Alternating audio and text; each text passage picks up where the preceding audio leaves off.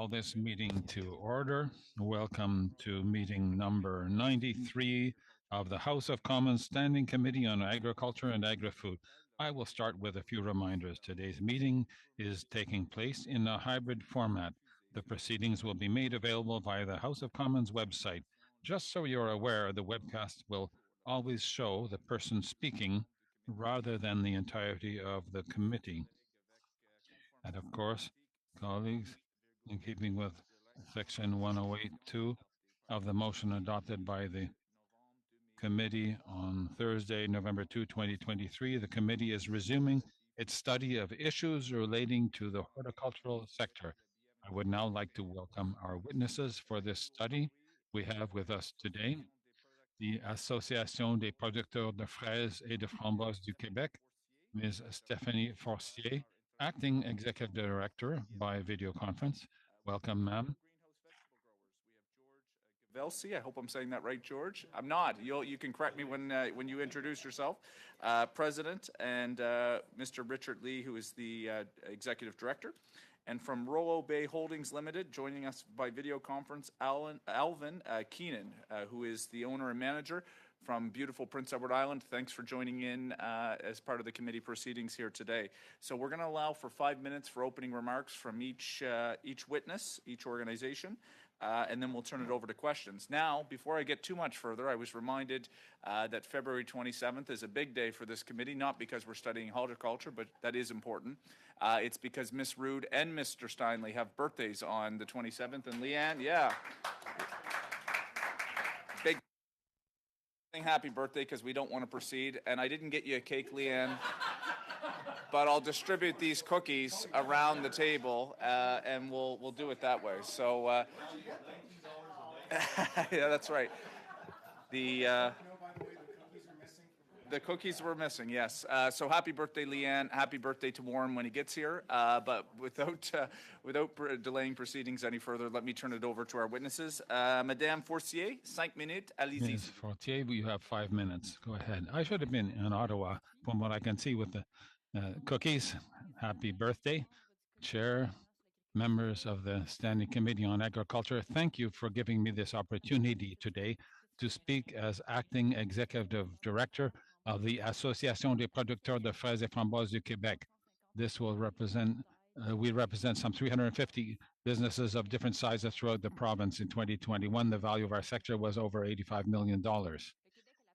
Quebec is the main province for production of strawberries in the country and the third largest in raspberries.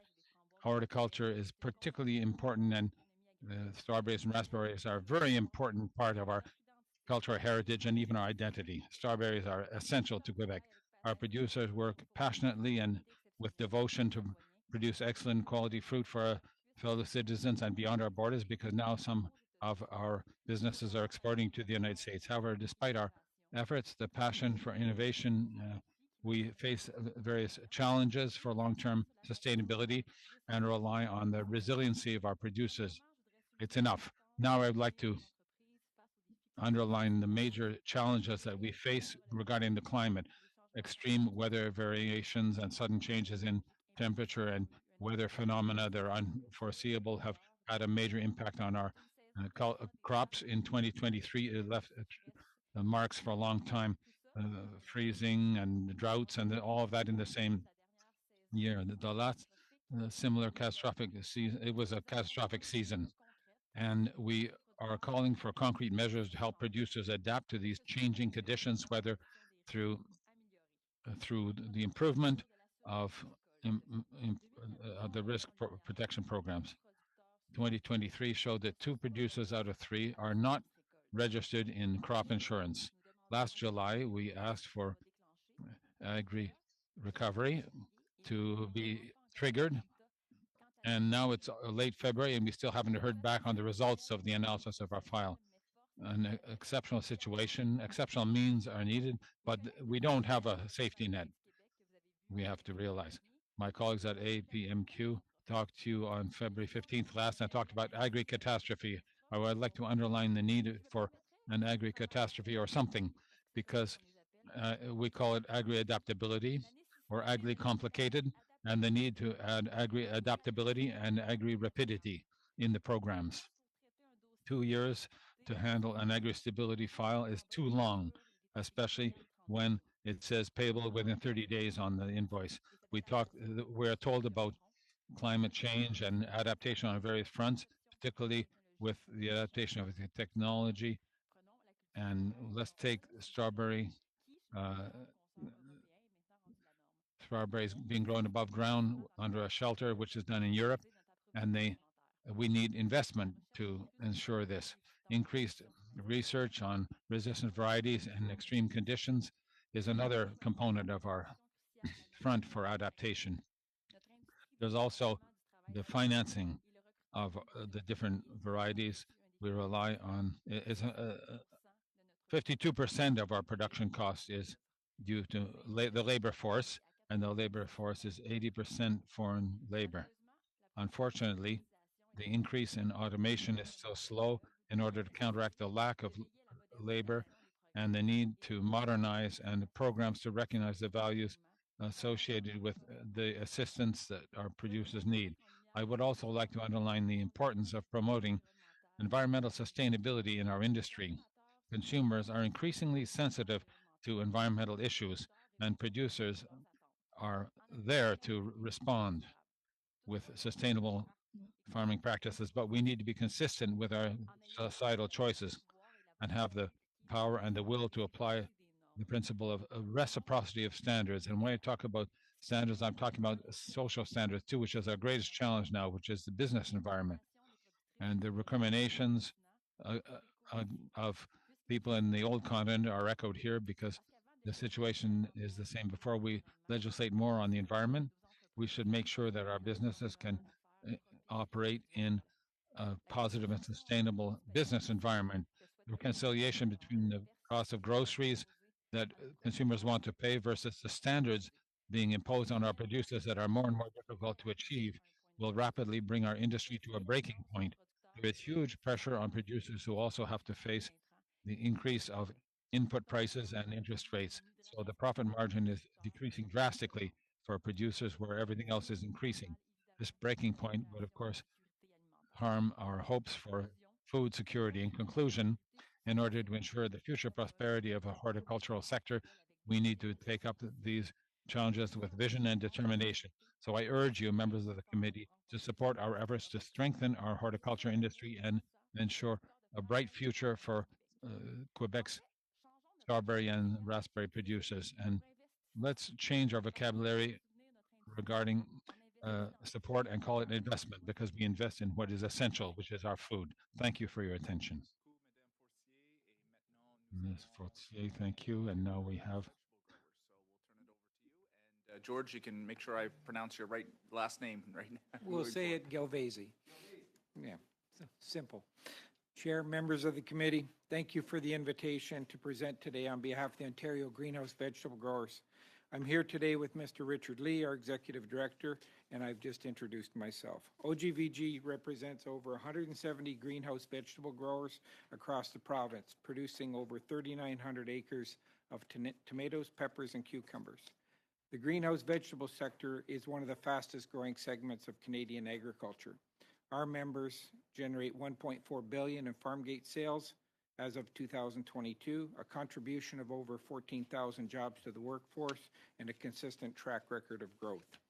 The sector is a valuable contributor to the Ontario and Canadian economy and is a future of farming in Canada that is capable of yielding over 20 times more than conventional field farming as we manage the evolution of climate change. With over 81% of our product exported to the United States, we are an export-dependent sector, providing fresh, nutritious produce to consumers across North America. Our dependency on export and trade was confirmed during the pandemic that defined the integration of the food system across North America. This dependency correlates to the need for alignment on policies that impact our ability to compete sustainably in the global marketplace while managing the crisis on food costs to the consumer. Canada's approach to climate change presents a major challenge to our growers. The escalating price on carbon only works where users can feasibly transition to alternative energy sources. These transitions and timelines face significant barriers with the lack of available technology and the limitations of public infrastructure, primarily in the electrical grid.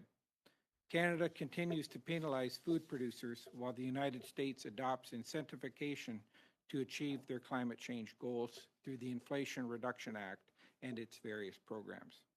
In 2024, our members will pay over $18 million in carbon tax, net of the 80% relief we currently receive. This is scheduled to be over $40 million by 2030 based on current production, if the 80% relief is maintained. In summary, over a 10-year period, our members will have paid over $242 million in carbon tax. Canada is not an island, and we have great concern that policies around carbon and plastics will influence the continued growth and investment in greenhouse production throughout Canada. Greenhouses will continue to be built to satisfy consumers' increasing needs for food security and fresh produce, but the question will be, will that investment take place in a jurisdiction that penalizes food production or one that provides incentives? In the interim, however, we would encourage the swift passage by the House of Commons of Bill C-234 in its original state. For years, our members have consciously been looking at improving the packaging options for our products.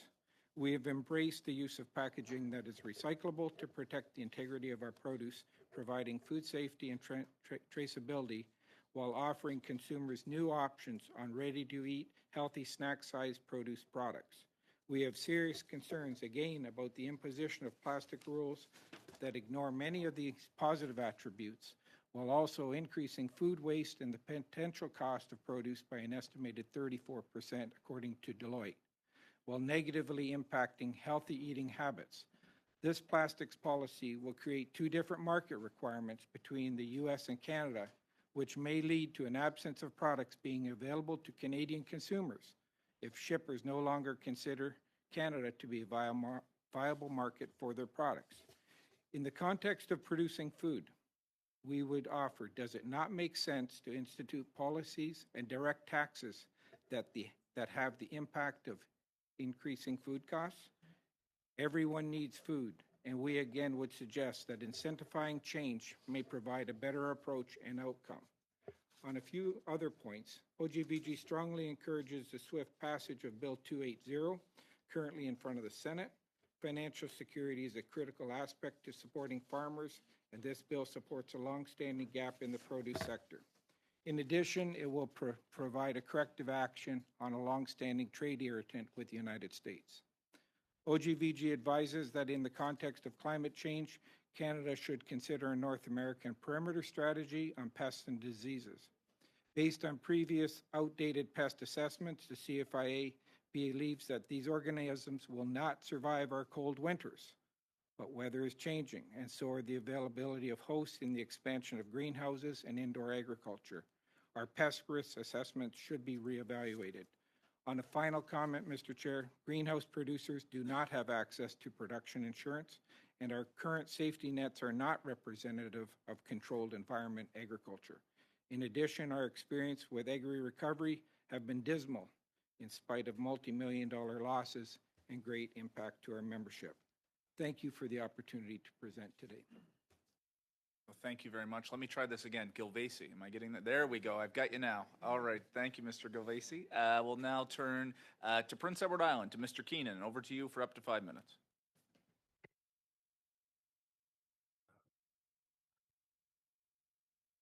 Thank you. Thank you, and I want to feel for welcoming me to come to this committee. And when I got the first phone call, it was would I appear in face or virtual? So here I am today. I don't have a I'm not prepared like George Gavesi is for and the Greenhouse Committee, but here in agriculture in Prince Edward Island, I've been involved in the potato industry my entire life, and some of the changes that we have in climate change that are coming so fast and so offensive in so many different ways. Pests that are that are taxing us in our crops, and also weather related conditions, warmer falls, and we're in tropical storms that bringing us heavy amounts of rain, and it makes it so we're our crop insurance programs need to be updated so we can deal with the technology so we can use the technology that we have today. Uh, they don't the labor force isn't available for them to walk the fields and monitor how much we leave. And the reason you leave some of these spots in the field is your crops will not they will not store in storage, so we have to opt them out. But unless the measurement is over 2 acres, those things are a little bit harder for us to monitor. The technology today for drones to measure the fields is available. It would make this industry, it would make this tool work better, in the precision farming. The act of us to document all our inputs and now we can do this electronically with the GPS on our tractors. Now this technology is overloading the cell towers, so the communication can't go from the tractor to the cell tower to the satellite, and therefore the machines sit in the field, and as we have more people with cell phones, the all this technology is almost inadequate, so it makes it so it's not dependable. It sounds like I've given you a list of things that's wrong and complaining about our industry, and all my purpose here is today is to help us be aware of what how we can make this technology dependable. And I guess I'll leave it at that. Thank you. Thank you very much, Mr. Keenan. We'll now turn to questions. We're going to turn to the Conservatives, and I think it's Mr. Epp, am I hearing? Oh, Miss Rude for her birthday. Over to you, 6 minutes. Thank you, Mr. Chair. Thank you, witnesses, for being here today. You touched on this a little bit, Mr. Galvezi, in your opening statement, but in general terms, how would removing primary plastic packaging affect the hygiene, efficiency, and cost in moving perishables from production to processing to market? Because especially in the greenhouse industry, a lot of the tomatoes, peppers, we see them, especially tomatoes, in plastic packaging because it helps protect them from bruising during transportation and extends the shelf life. Same with cucumbers. Could you comment a little bit on exactly what that's going to do to the cost of food for Canadians coming from the greenhouses? Yes, thank you for the question. So we've been working with CPMA on this matter, and they had a study done by Deloitte which estimates that the cost of the goods will increase by roughly 34%.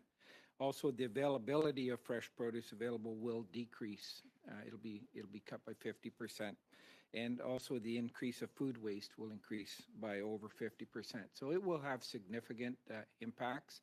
And the strange thing is the plastics that we're using in the sector are recyclable. So is the problem that they're not already in a state of sustainable position, or is it that the recycling regimes just aren't taking up the product? So yes, there's major problems with this policy. And in fact, what people do, and I thought what we learned during the pandemic was most people wanted their products protected for the purposes of food safety and the traceability aspect, and it seems that we've quickly forgotten that aspect. Have you been able to find any alternatives on a commercially viable scale right now that compare to plastic, and are they as effective, and what is the cost comparison for those alternatives?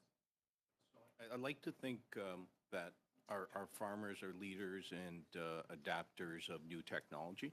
So the research and development into alternative packaging has been an ongoing effort.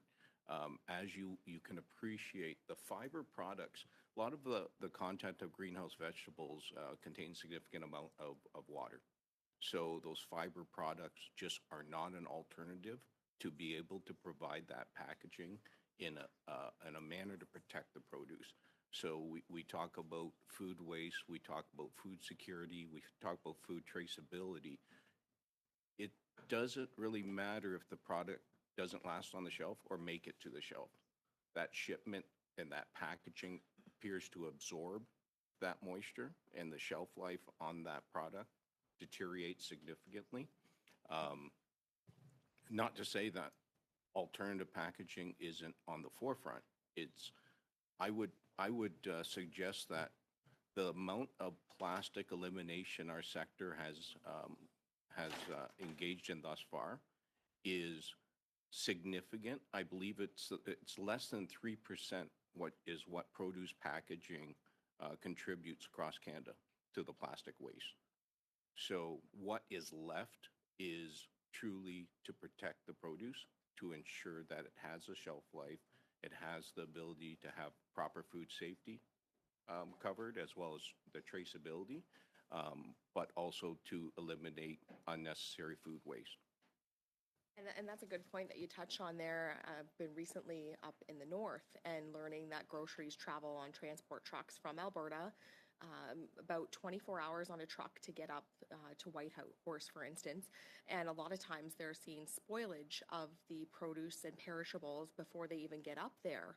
And that's before we have a change in the regulations here that are where the Liberal NDP government is trying to ban plastic. So food waste is a concern, and it's also a cost to those grocers and to any of the independent grocers who are trying to sell the food for the folks who live up there.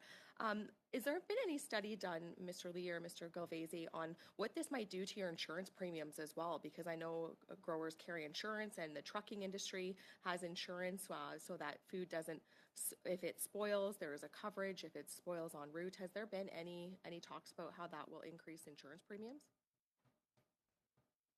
I don't know the answer to the part about the transportation piece, but on the production side, in my testimony, I offered up that on the production base, we don't have any insurance scheme for greenhouse vegetables. So that's a gap. But as far as the costs on what you're suggesting on transport, it would only suggest that it would have to increase.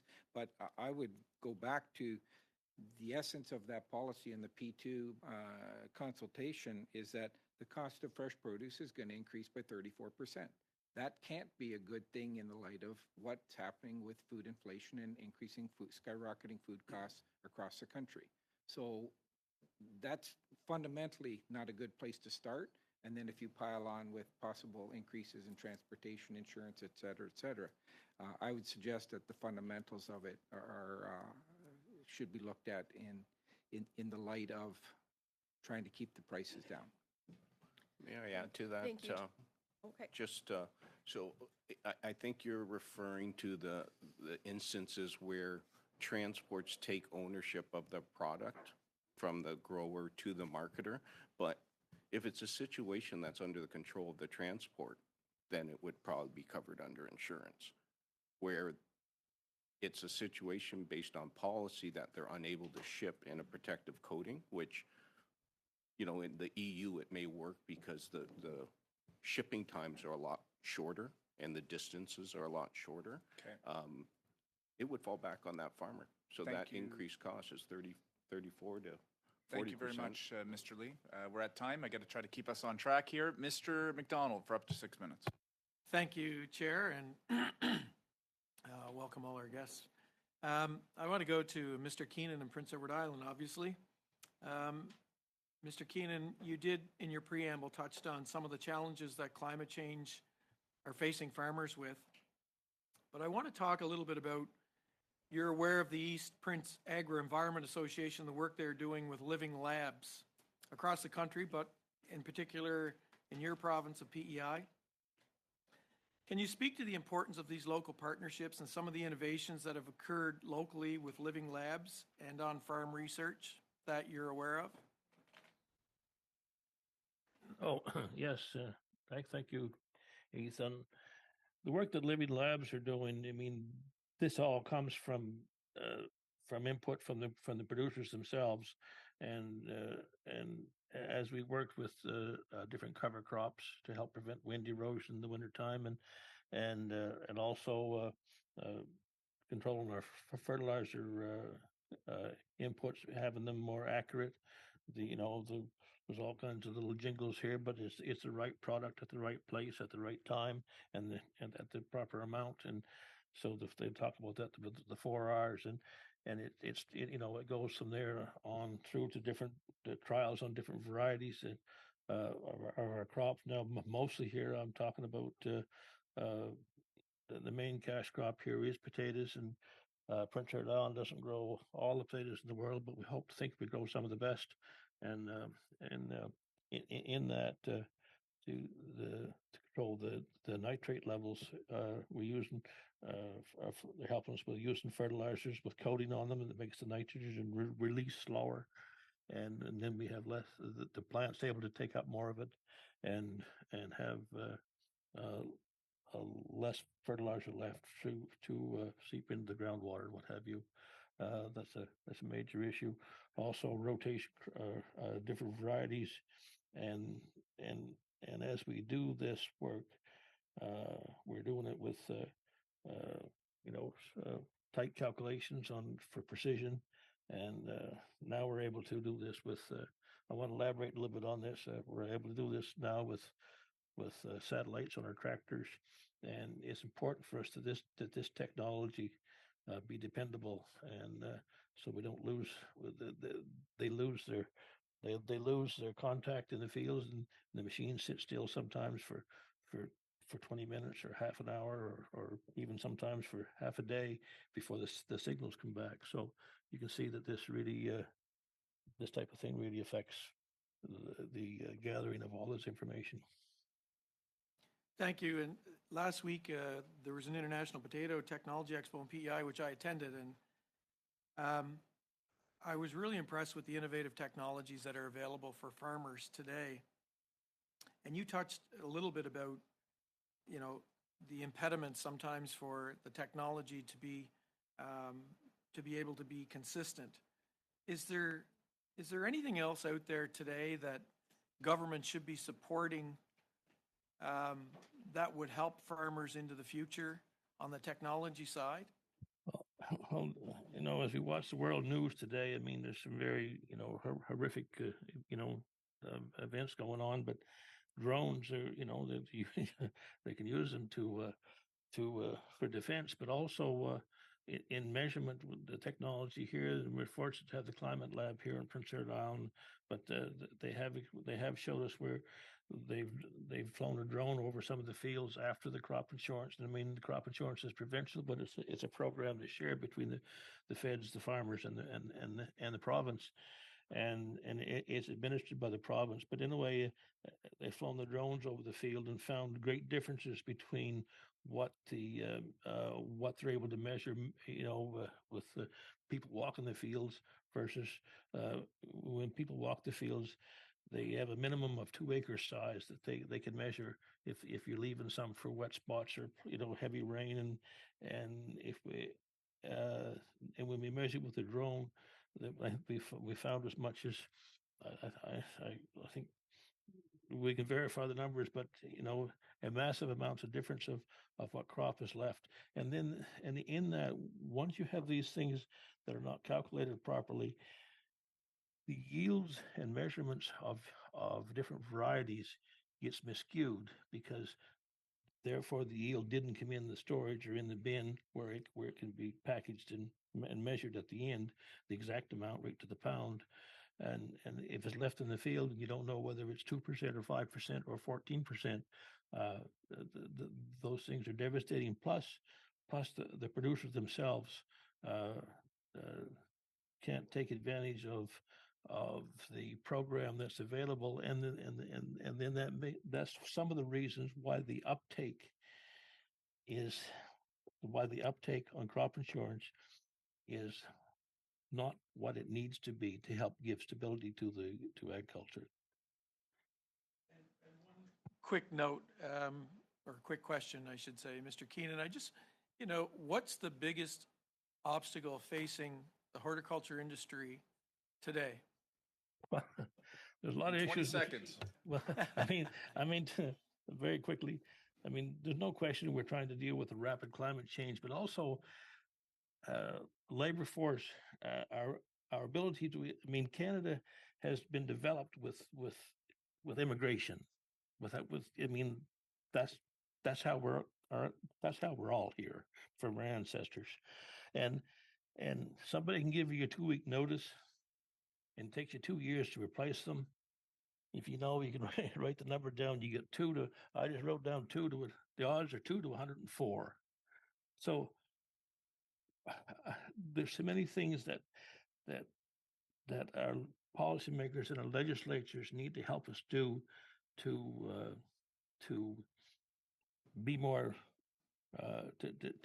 to be more proactive instead of reactive to our situations. And Perfect. and We'll keep it Thank right you. at that, Mr. Keenan. Thank you. That's exactly why we're studying this, so we can be more proactive to help you. Thank you, Mr. McDonald. Maintenant, Monsieur Parent pour And 6 now, minutes. Mr. Parent, for 6 minutes, please go ahead, sir. Thank you very much, Chair, and thank you to the witnesses for being with us today. We appreciate your availability.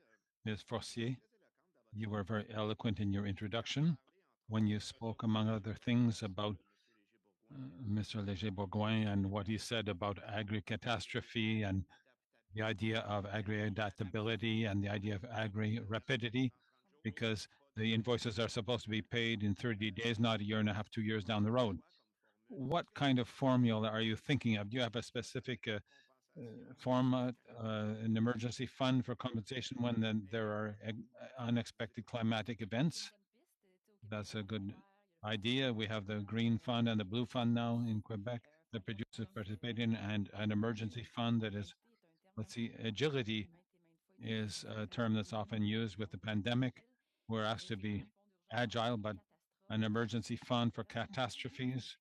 When it's a catastrophe for producers like in 2023, we have to have a quicker response rather than the other trails or pathways, the analysis of the files and so on, like agri-stability. You have producers in agri-stability who can have a provisional payment.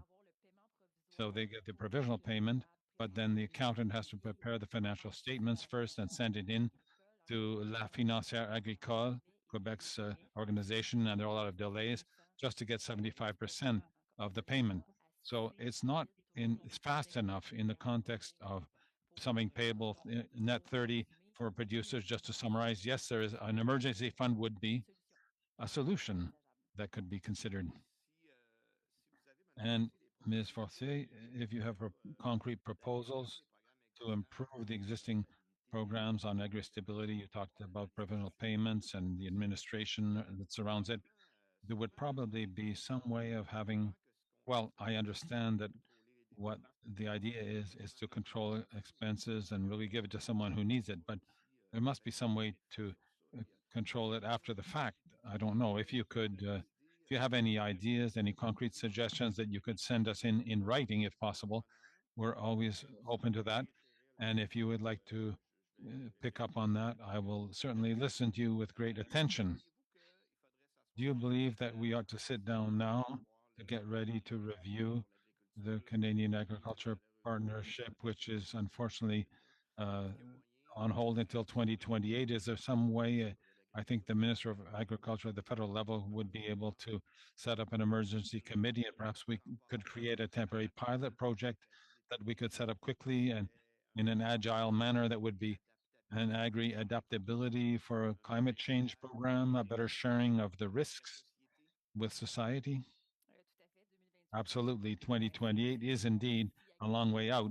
And if agri recovery is the initiative that's there for exceptional situations, and 2023, it's as though it's a joker that you're only allowed to use once, agri recovery. Once the situation comes up more than once, then you no longer sign up for agri recovery. So we don't hope that it'll happen. We hope that 2024 will be more representative than 2023 was, but this is what we're seeing. Things are speeding up. So if between now and 2028 there are other episodes that occur, unfortunately, that if becomes a reality, then the producers won't have anything to fall back on. So when we talk about sharing risks, of course, risk sharing programs are 40-60, and the 60 is divided between the two levels of government. but there has to be a better mutualization of the risks between the producers and the government. And it's a chicken and egg situation. Two producers out of three in strawberries and raspberries, as I said, are not insured for crop insurance, and the one out of three that is was against hail and not all risks. For example, I have one producer who's insured against hail, but multi-risk insurance was $120,000 more. It's a huge amount, 120,000, and we're not talking about a multimillionaire business. So uh, emergency funds are put forward. You're well aware of what's announced in the province. So we have a fund of $50,000. And when you ask to sign up for crop insurance, are you going to get 50,000? And ultimately you have to pay your crop insurance. You know, it looks like it's a situation we can't get out of. So yes, an agri-adaptability pilot project or agri-catastrophe project or something more than agri-recovery anyway. Well, just briefly, what do you expect to see as a consequence next summer compared to 2023? There was a lot of water, maybe mold on the plants and soil treatment, maybe fungicides. In our sector, of course, there are a lot of plants that are uh, replanted every year, but strawberries and raspberries are perennials, and 2024, 2025, 2026 for the strawberry plants of rotting or mold, well, or blight, there could be a problem for those producers. Thank you very much. So it means we'll need something more than agri recovery, which you can only trigger once. I've heard what you said. So on foreign workers, now maybe you have 10 seconds to answer, but 80%, do you have any recommendations about that? Or perhaps you could send them in and we can discuss it at a future session at the federal level. There's a program out of your jurisdiction for foreign workers, and they can have $600 for a plane ticket that's reimbursable, but there are no longer any plane tickets that cost $600 to bring in a worker through the temporary foreign workers program. But right now, if you update it, I think that would give us a little bit of helping hand for producers. Thank you very much, Ms. Forcier and Mr. Parent, and now Mr. McGregor. 6 minutes, please. Thank you very much, Mr. Chair, and thanks to all of our witnesses. Mr. Lee and Mr. Gavesi, maybe I'll start with you. Just on the plastics issue, I am very sympathetic to what your industry is going through, but I just want to offer a little bit of a counterpoint to Ms. Rood's intervention. Number one, we have seen in news reports recently that the plastics industry has blatantly lied about the economic viability of recycling their product, and that comes from the fact that plastics are found in thousands of different forms with different chemical compositions, and they can't be mixed together, which really adds to the struggle of recycling. And also, I also need to bring the perspective of a coastal community. We get a lot of our food from the ocean, and in the ocean, of course, we have a problem with microplastics and bioaccumulation in the fish that we eat, and that will, of course, make its way into humans. So I guess, this is the conundrum we find ourselves in as policymakers. On one hand, we obviously want to recognize the struggles of your industry, but we also want to confront the fact that the plastics industry has lied to policymakers. There's the problem of bioaccumulation in our oceans. So in terms of recommendations, do you have any ideas on how the federal government could really tackle the plastics industry to make it easier for that recycling to happen so that your industry is not confronting this problem, consumers are not confronting this problem, and we put the ownership back where it should belong? Do you have any suggestions with that regard? Yes, thank you. So with the plastics, there are sustainable recycling programs across the country. The lack of investment going into those recycling programs is, I think, one of the root of the issues. If there's already a mechanism to collect and sort these plastics, now if you were to adapt the technology, utilizing cameras to separate based on the type of polymers, all these plastics are recyclable. The problem is we've lost a lot of offshore accounts that are willing to take these plastics, but you have programs existing that would address community of the microplastics along the coastal regions as well, if you have a suitable collection program. The investment needs to go back into those programs and be able to sort and be able to sustain and recycle all the plastics. The plastics we use are all recyclable, as our chair has already indicated.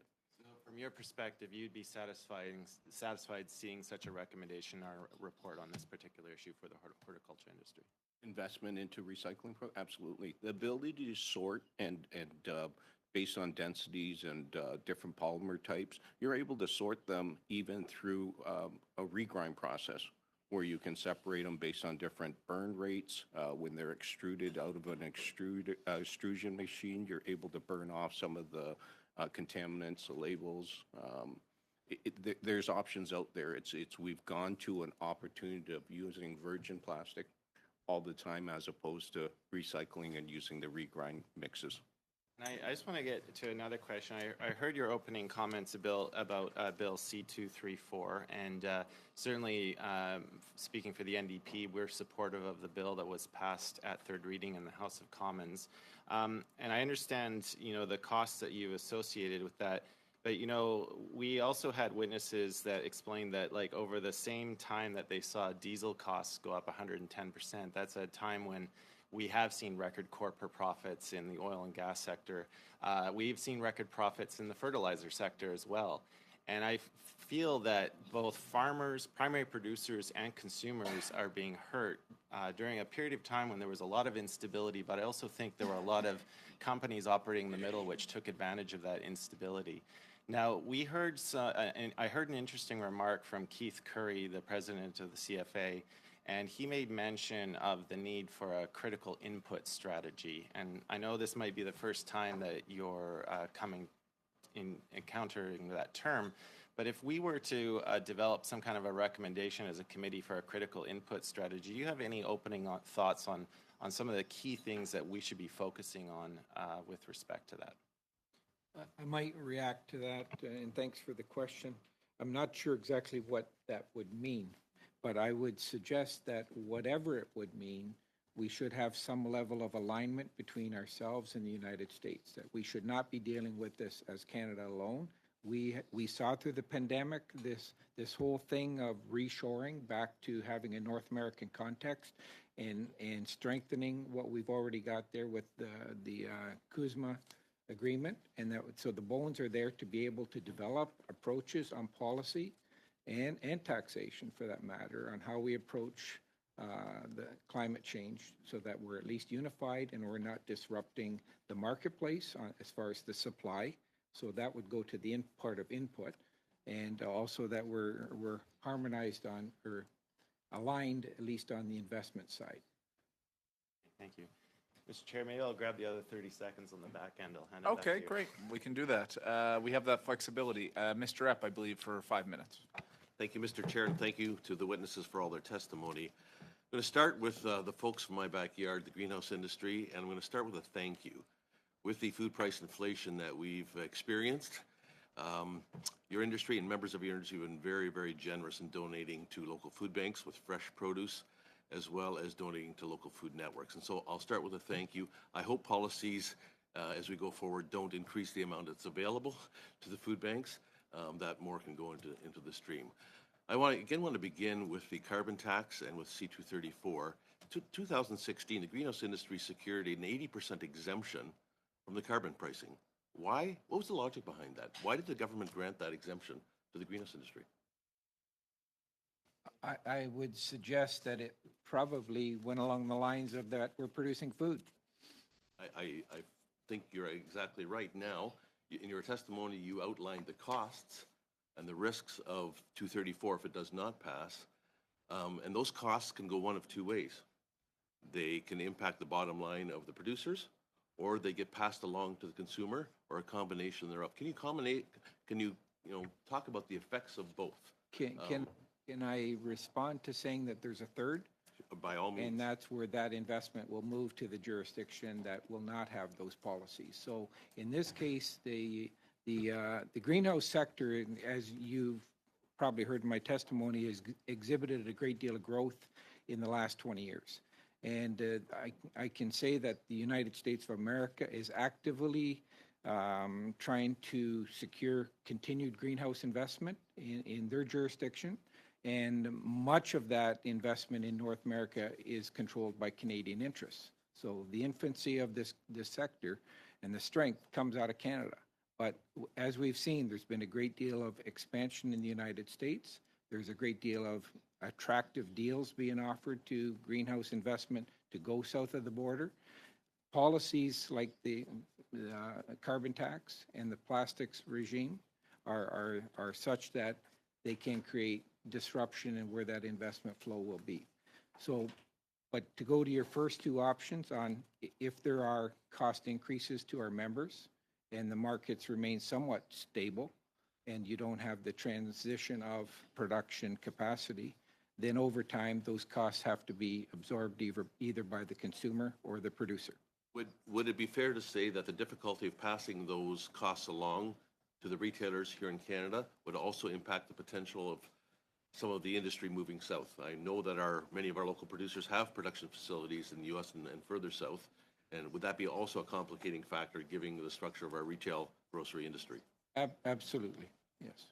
You touched in your opening comments too about going to a North American or perimeter strategy regarding our crop technology products and reevaluation. What's the status of kind of the investments into that reevaluation process? My understanding through the minor use program, many sectors that are more considered minor use to our broadacre crops are not securing the investment in the research or in the regulatory process to get those products through quickly that address both the changing circumstances as well as the modern advancements in environmental technology. Yes, thanks for that question. While I'm not an expert in that area, I can make some cursory comments that, because I do hear from our crop protection folks at the Ontario Fruit and Vegetable Growers and through the Fruit and Vegetable Growers of Canada, that investment into PMRA and PMC to deal with the upcoming and the pile of reevaluations is just becoming overwhelming, and we're falling behind on those investments. Thank you. I'll turn my remaining time over to Monsieur Lehu. Une minute, s'il vous plaît. Oui, merci, Monsieur le Président. Merci, Yes, Monsieur. thank you, Chair. Thank you, Mr. Epp. The question is from Ms. Forcier, perhaps two questions. I would like you to add to your answers if you didn't have time previously or send it in writing. Agri-catastrophe. My colleague, Mr. Perrault, mentioned that this was really important to set up this new way of working. I would like you to suggest to us in writing from your association how you would envisage that agri-catastrophe project and the 52% of the costs going to the labor force for production. Do you think that the whole question of automation can play a role? And in that regard, a tax credit for investment, would that be an important factor? Perhaps you have some suggestions in writing if you don't have time to answer here. The time is for the questions and the answers because we are on time now, but a short answer. That's why I asked for an answer in writing as well. Okay, in writing. Okay, so 30 seconds, Ms. Forcier, please. Okay, so of course, producers want automation. I'll talk about automation, but of course, there is no robot that can pick strawberries in the world. It's medium long term. Tax credit, yes, but short-term investment, it's not really a measure that will help the sector. The labor force, especially foreign workers, is truly a major workforce for us. And producers want to move toward automation, but it's not going to happen overnight. Thank you very much. Thank you, Mr. Liu. And now Mr. Joanne for 5 minutes, please. Thank you very much, Chair. I'm going to start with Ms. Forcier from Quebec, precisely. A number of my colleagues have asked a question about agri-catastrophe, and it was raised the last time with the market garden sector. So we could change the branding of a new program, but it remains that in the private sector, even when I deal with insurance companies, it can take a year to a year and a half. So I would ask the question, is it the right solution to ask for? And how could we go about it as a government to make sure that there's a strong analysis of the needs out in the field before we develop a new program? So agri-catastrophe or agri-whatever, what would be the purpose? Is to get the money to be brought out as quickly as possible. It's to make sure that the producers 2 out of 3 who are not insured. It's not normal. And raspberry production, which is above ground, or which is something for the future, well, they can't be insured. New types of production will have to be covered through the crop insurance program at the very least. And precisely the 2/3 of people who are not insurable, in your opinion, with your members, when you discuss it with them, is it because the premiums are too high? It's not worthwhile? That's where I'll stay in the raspberry sector. It's not so much the producers, not very many of them are insured. So the premiums are too high. So how can we mutualize the risk better and have an effect of strength so that producers are going to sign on? But if producers are mostly in above ground production of raspberries that cannot be insured, it's a chicken and egg situation. We have to make sure that, well, the programs are reviewed. That's where the industry has come to. And does the coverage fit in with where the industry has come to? At the very least, that would be a first step. And in your solution, you have a solution that is respected by all your members, essentially, because you talked about the chicken and egg situation where you want a solution, but maybe it won't be unanimous among the entire sector. Well, the producers, if the coverage is adequate and the premiums are decent, they're eligible, then of course they'll insure themselves. The PMQ received an amount of money to carry out a study to find out why the members are not insured, but it's not up to the associations to do that job. If I may express myself humbly in that way, of course the work has to be done. But this brings us back to what your colleague said, that a partnership ends in 2028. Let's not wait till 2028 to modernize these programs. So agri-catastrophe or whatever else, we have to make sure that there is a safety net that is strong enough too for all the producers. And of course, I hear that in the insurance sector, it takes a long time, but I come back to the example of agri-stability. Why would a provisional payment have to go through a chartered accountant? Producers can send in the numbers and say, this is my estimate as a loss of income. And we also avoid them paying $1,000 or $1,300 to send it to one more intermediary who then sends it through to, in Quebec, it's La Finance Agricole, but these are details, but I'd like to make those recommendations in writing. But I think that these are some possible solutions that would remove irritants. Do you think that, I don't have the number, but most of your members do their own accounting with agri-stability, for example, where they have to give it to an accountant, but you have to have some accounting skills. Yes, they have it. Yes, very good. Thank you. Mr. Galvesi, nice to see you. And nice to see you, Mr. Lee, at the committee. And just basing off some questions that have been asked previously from other members, you're aware that other countries are currently discussing carbon levies, so import tariffs. And whether it's price on carbon in Canada or another mechanism, we know that in the future, anything that we export, the United States is having these conversations as well. If countries don't have some sort of price on carbon, we will be dinged with imports, an import tax essentially, which would make our communities, our businesses less competitive worldwide. So I'm asking, is there a preferred method that you're asking? I know, and in Ontario, you did have a system before 2018. Whether you liked it or not, that's another question. But would you prefer cap trade system or another price on pollution mechanism that's not the one that we're currently under right now, which is federal jurisdiction? Thank you for that question.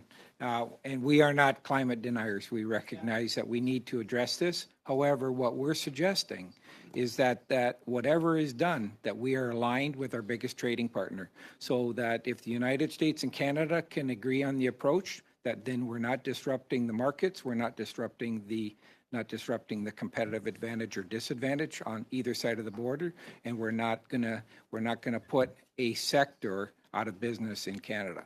So whatever we do, we think it should have alignment with the United States. We're probably out of time. Just a few seconds, but Thank you. Thank you. Maintenant, Monsieur Parent, 2 minutes. And now, Mr. Parent, 2 minutes and 30.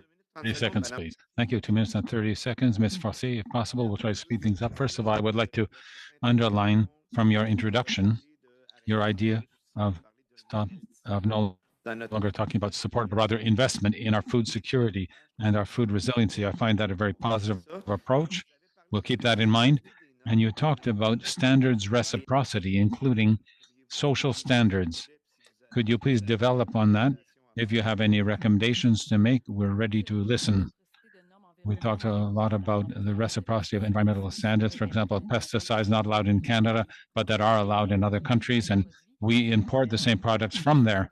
But keep in mind, once again, for the labor force, how can a country which has a wage that's 6 times less per hour than what we pay in Canada, with social standards, when I talk about reciprocity of standards, is both environmental and social. Our main competitor is the US, of course, but the production that we're observing is going more and more towards Mexico. And there's a reason for that, because the cost of labor is much, much lower than here. And I also mentioned in my introduction to recognize the supervisory costs. There's a cost of providing housing, providing transportation, and so on. And we calculated that at the association, it's about $3.50 an hour for 2023, indexed with the CPI. So the minimum wage plus that $3.62, which we consider as a supervisory or assistance service. That's part of our discourse on reciprocity of standards. So this would have to be considered somewhere along the line, and the government should recognize the work you do in that area. I understand that well, but I would repeat to you that if you have any solutions, any specific proposals, send it in to us. We would be very happy to take a look at them. And you looked briefly at the idea of certification. So 20 seconds left. What about certification? Should we harmonize with our neighbors? How can we set that up? Well, in 20 seconds, certification, that's another case we had this summer. We were short of fungicide. There was a lot of rain. We needed more, and the products were less and less available. We don't have products in Canada. We can't get access to it. So we have wonderful standards. The producers have high quality products that they deliver, but more and more you keep in mind as a legislator that when situations come up like a crisis and it's hard to get access to the products to save what's left, and we don't get access to it because the certification is really complicated. Okay, thank you very much, Ms. Forcier. Mr. Parent. Because I gave you 30 seconds back there, or you gave yourself it. Go ahead. Thank you, Mr. Chair. I'd actually like to turn my questions to Mr. Keenan. Mr. Keenan, I represent a riding on the other coast, the Pacific side, and certainly my province is no stranger to extreme weather events that have been fueled by climate change. We had the atmospheric river in British Columbia, which absolutely devastated our breadbasket, which is the Fraser Valley. And many farms experienced massive losses from that. And I think the total amount of damage to our province from that one weather event exceeded $9 billion. And I know on the East Coast, you've had your experiences on PEI. We had testimony from farmers from Nova Scotia during our last committee meeting on this subject. I want to pose the same question to you, namely, what hard lessons have farmers on PEI learned from those extreme weather events? And what, just in the spirit of your remarks on being proactive, and expand on other remarks that you've already given, where would you like to see the federal government step in to help farmers achieve that kind of resiliency and more adaptability to what is sure to be increasing frequency and unsettledness in extreme weather events? Of course, thank you for your question. There's a lot of different, variables in that we deal with in extreme weather, and in the event of the hurricane that flattens all the woodland and that type of thing, it makes me wonder what's the next growth going to be, and will there be a lumber, will there be any kind of a wood industry left in Prince Edward Island in a number of years? I mean, we can go back in history, other provinces in the 1800s, the Miramichi and New Brunswick had a great fire, and since that time it's grown up again, and they have a lumber industry. So what we require here so much is is availability of people in youth. And all the obstacles that we have trade barriers between our provinces in all aspects, as simple as not being able to bring beer from one province to the other, and red seal mechanics and nurses and just all professions can't go from one province to the other and supply the same service without going through a tremendous amount of retraining. And it makes me wonder, you know, what have we done? I think we've done things to protect ourselves, and now it's time we take a look at how can we keep ourselves from, I'm going to say, starving to death. I mean, that sounds like pretty cruel, but but our labor, everything to do with protectionism needs to be looked at and released. What well it goes back to cleaning up this land that's been devastated. First of all, we were very fortunate last summer we had all the rain we did, because all those trees laying down, we didn't have massive forest fires. And if that can, if that continues on in another year or so, it's not near as dangerous for fire, because they'll be the wood will be starting to decay and be wet and damp and not support flame as well. But anyway, back to this. We need to take a look at all policies, whether it's health, whether it's issues in healthcare. We're a shortage of nurses, we're a shortage of technicians, we're a shortage of engineers, we're a shortage of all types of people to supply more so our industries can grow and to manage. Anyway, we're going to have to stop right there, Mr. Keenan. A lot to work on, but thank you for your testimony. And on behalf of the committee, thank you, Mr. McGregor. On behalf of the committee, I'd like to thank you, Mr. Keenan, from Morro Bay Holdings Limited, from the Ontario Greenhouse and Vegetable Growers, Mr. Gilvesi, and Mr. Lee, and avec l'Association des producteurs de fraises et de framboises. The Association des producteurs de fraises et framboises du Québec, Stephanie Forcé. Thank you very much. Minutes, and then Minister Champagne is up. Okay, meeting suspended.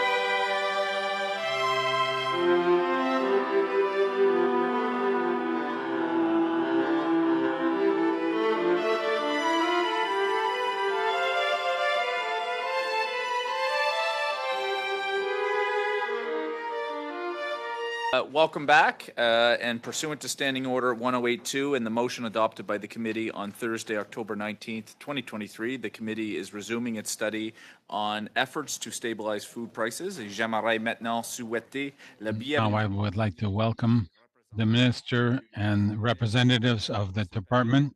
For this panel, we have with us today the Honorable François-Philippe Champagne, Minister of Innovation, Science and Industry. Welcome, sir. And my friend, and we have with us today Mark Chen, Assistant Deputy Minister, Strategy and Innovation and Policy, and Etienne René Massé, Etienne René Massé, Small Business, Tourism, and Marketplace Services. So, colleagues, we'll thank the Minister for being able to make some time to come in. This will be the last hour of the study, and then we'll be turning it over, of course, to actually studying the recommendations that will follow. Minister, great to have you here. You draw a crowd, as you can see. The benches are packed. And let me just recognize some of the folks that are here. From my province, Mr. Perkins, good to see you here. Mr. Williams from the Belleville area, I believe. Yeah, good to have you here. And from the NDP, Ms. Idlu from Nunavut. I know you'll be sharing your time with Mr. McGregor on second or third round. And I think that certainly caps it off. Before I go to the Minister, look, this committee has a great reputation.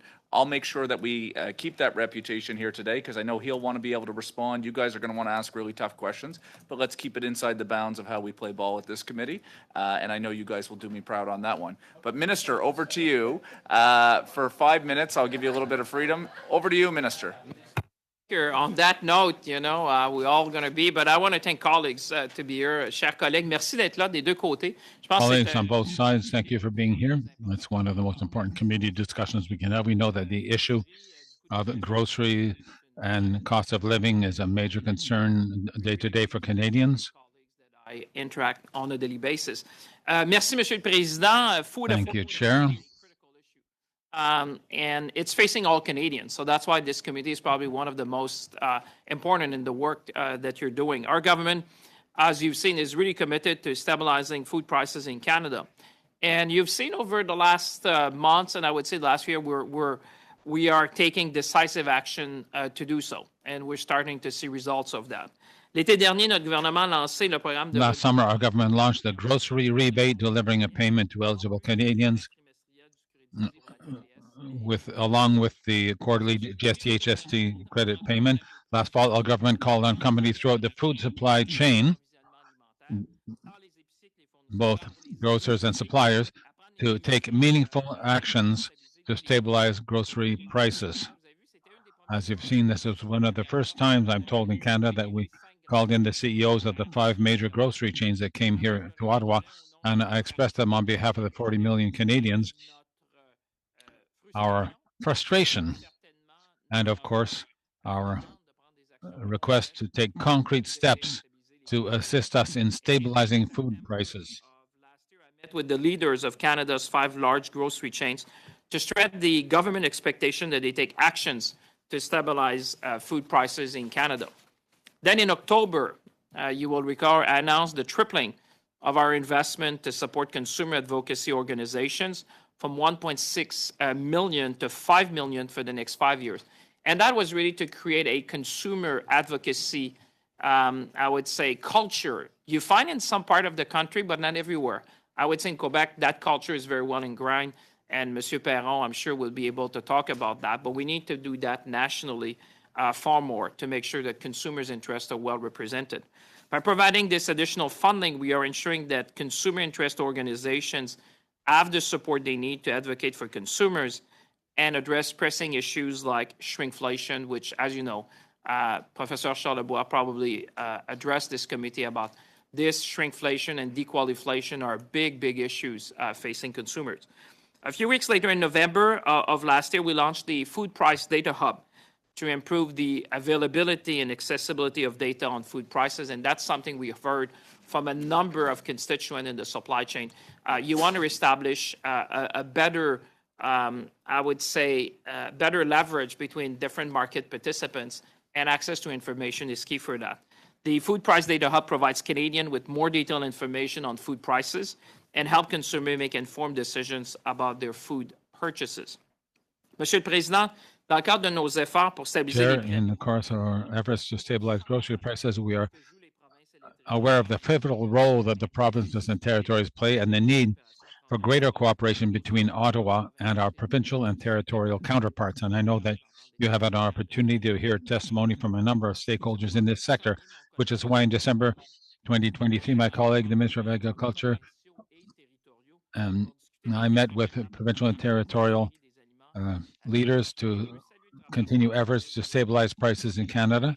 And I would like to thank my counterparts. You know that there's a unit price code a grocery code that exists in Quebec. What can we do nationally? There are a number of initiatives we discussed at that meeting, and the last one that we held, Chair, I was told that it was around 2017. So you can see that it's important that even before there were not very many major meetings like that where we call upon our provincial and territorial partners, but I think it's the right way to work together on that. federal and provincial territorial governments have been hard at work with industry partners on the grocery code of conduct. This is a substantial measure that will bring fairness, transparency, and stability to our grocery sector and supply chain. Cela dit, après 3 ans de négociations de délai, That being said, after 3 years of industry negotiation and missed deadlines, we are extremely disappointed that some supply chain partners, including 2 of the 5 major retailers, have still not signed on to the grocery code, which is why the government is currently looking at all options, including legislative options to guarantee fair and transparent practices in the grocery industry. there will be a grocery code of conduct in Canada one way or the other. And I think those who are listening, and I'm sure that there's a few folks listening today, they should take these words very seriously. We always look at, we demand action, we judge the action taken, and then there's consequences. And you've seen that when we amended the Competition Act. So we're looking at all the tools in the toolbox to make sure that we will have a code of conduct. Par ailleurs, nous reconnaissons que le maintien et le We renforcement also recognize that maintaining and reinforcing strong competition in the food industry is important for stabilizing grocery prices. C-56, the Affordable Housing and Groceries Act. Among other things, this new law provides the Competition Bureau with subpoena powers to conduct effective and complete market studies. I would say, Mr. Chair, this was demanded by most market actors. It was unthinkable that in 2024, our main enforcement agency would not have subpoena power, and we fixed that. We also removed the so-called, I would say, efficiencies defense to ensure that the anti-competitive mergers can now be challenged and give the Bureau more powers to challenge business practices by large, dominant companies that harm competition and drive up prices. Mr. President, these new powers will not lie dormant. Just last month, and I think it was in front of this committee where representative of the Competition Bureau testified, I also sent a letter to the Competition Commissioner commending the work done by the Bureau in its 2023 Retail Grocery Market Study Report. That report clearly identified important barriers to competition and made helpful recommendations to address this issue. Toujours dans cette lettre, j'en ai profité pour exprimer ma In that letter, I also expressed my disappointment to learn that the Bureau's study did not benefit from the full cooperation of large grocers. I hope that the new powers provided by Bill C-56 will be a useful tool to counter potential abuses in the marketplace. Additionally, we are committed to further enhance competition in Canada through targeted reforms in Bill C-59, the Fall Economic Statement Implementation Act of 2023. This comprehensive proposal is designed to encourage more competition in all markets, including in Canada's grocery sector. And I want to take this opportunity in front of colleagues in this committee to once again call on all parliamentarians to support this much-needed reform to support Canadian consumers. That is one concrete action that every member can take, is to vote to make sure that we continue our reform of the Competition Act. Among other things, the proposed measure will modernize the merger review regime, and I would think that all colleagues would agree to that, strengthen the enforcement framework with respect to collaborations that harm competition, could not imagine any member being against that, and broaden recourse to the competition tribunal by private parties, which we have heard from witnesses. Mr. President, beyond modernizing, Mr. Chair, beyond modernizing Canada's competition regime, we, of course, continue to encourage more choice for Canadian consumers. That's why we are engaging with international grocers that have played a key role in improving affordability in markets around the world. And if you have questions, I'll be happy to report on that. Mr. Chair, in conclusions, let me say this. When it comes to grocery prices in Canada, our government is taking decisive action. We are committed to stabilizing food prices across the country, and we will continue to work with all levels of government to make sure Canadian consumers get much-needed relief they deserve at the checkout counter. And I want to thank all the members of this committee. I know, Mr. Chair, you sent a letter recently to ask for action, and I think everyone in this committee has a role to play to make sure we work for Canadians. Merci. Thank you very much, Thank you. Minister. And as you made your remarks saying that one way or another there would be a grocery code of conduct, I would submit that this committee would agree with that approach. That's exactly why we wrote that letter asking for particularly a couple of the supermarkets to get involved, or that we would suggest a recommendation for government to actually legislate the code. So good to hear that today in front of committee. I'm going to go to Mr. Barlow. I know there'll be a vivid back and forth. The minister is a passionate guy. You guys have passionate questions. Let's be fair to the translators, and I'll play referee. But over to you, Mr. Barlow, for up to 6 minutes. All right, game on. Thanks, Mr. Chair, I guess. But Minister, you had promised, as the Prime Minister did before, last fall, that there would be a promise to Canadians by Thanksgiving that there would be fundamental stability or lowering of grocery prices. That clearly hasn't happened. And when your government failed to do that, you asked this committee to do this study. Basically, again, we had done this last spring. But in knowing that those promises did not come to fruition to stabilize grocery prices, as food inflation is still well ahead of regular inflation, would you not agree then, Minister, that policy brought forward by your government should have the lens of lowering grocery prices, should be a key part of those policies brought forward by your government? Would you agree with that? Well, Mr. Chair, I would disagree with the premise, and I'm happy. If you look at the food inflation rate in Canada, the Statistics Canada data shows that the trend is in the right direction, Mr. Chair. And I would say the premise of your question, what we asked and what I demanded in front of the 5 grocers when they were there, I was speaking on your behalf as well. I was speaking on behalf of 40 million Canadians. And I expressed the frustration of all of us to say you need to take action. They did submit a plan. I was not satisfied, and I made that very public. And I said there will be consequences. The consequences is that we change the law. And with the new power now, the competition commissioner will be able to go further. I always hear from them that it's very complex, very sophisticated supply chain. And I say, put your cards on the table. If it's that complex and there's a lot of issues, put them on the table so that we will have the power to put light on that and to take action with you and member of this committee. Thanks, Minister. So I just want to go through some other policies then by your government's brought forward. If you just can answer whether these are going to lower grocery prices. Does it increasing the carbon tax on April 1st by 23%, does that lower grocery prices, yes or no? I would say when you look at the Bank of Canada, and you don't have to take it from me, Mr. Barlow, because I know you trust me a lot. I see you every day in the House of Commons. But you can take it. Does it lower grocery prices? But you should take it from the Bank of Canada. You don't need to take it from me. The Bank of Canada, and let me quote, I think they said that the carbon pricing has minimal effect on grocery prices in Canada, and I think they refer to about 0.2% as the number that it has the effect, and I think that's the evidence that this committee should be working on. You had mentioned Dr. Charlebois earlier, and according to Dr. Charlebois, by increasing the carbon tax and keeping that in place, it will increase wholesale food prices by 34%, and Canadians, by the Canadian Food Price Index, will be seeing grocery prices go up $700 this year. So I would ask you to readjust, but does amending Bill C-234, does that lower grocery prices? You know, what will lower grocery price in this country, Mr. Barlow, and I'm taking it from expert, but also looking around the world, it's competition. What we need is more competition in this country. I mean, what you're facing in this country is that you have basically, that's why I'm here today. Just look at that for a second, Mr. Barlow. That's the reason why we need more competition in this country. You have basically 3 large grocers which control 50% of the market. Canadians watching at home will see that. That's what we're fighting, because you and I on the same side on this. You're But fighting to make but sure that Minister, we have more Canadians- competition in Canadians this watching country. at home are also seeing Liberal government policy that is actually having the reverse effect on grocery prices. Does implementing front-of-pack labeling lower grocery prices, yes or no? I would say you have to look at the different measures that we've been taking, but the measure that will have the most impact, I would say, on food prices in Canada is around competition. I would say the grocery code of conduct is certainly going to help to restore a bit more of fairness in the system. And that's not something I've heard not only from Canadians, but we met, for example, with the Independent Grocers of Canada, and they said, Mr.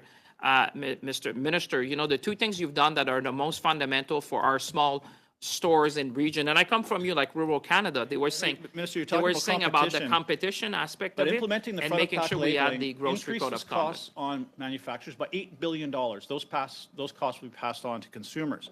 So does banning P2 plastics on the fruit and vegetable industry, does that lower grocery prices? Yes or no? I would say, Mr. Barlow, what is bringing food prices in this country up? There's a number of reasons. I mean, you've seen there's issues around, labor shortage, supply chain issues, profit margins, the war in Ukraine. I mean, there's a number of factors, and that's why we've been asking, suggesting, and I think the committee would be with me on that, with the new power that the Competition Bureau has today, having a thorough market study on grocery, I think, would help. We've implemented a lot of the things that they've been talking about. I think reform of competition is probably the gift you and I are giving to Canadians to the extent you're willing to support that, because honestly, that's what's going to make a difference. The gift you're giving to Canadians is much higher taxes and much higher costs, which are impacting their grocery prices. And it's incredible that you refuse to answer the questions on the policies that your government has put forward.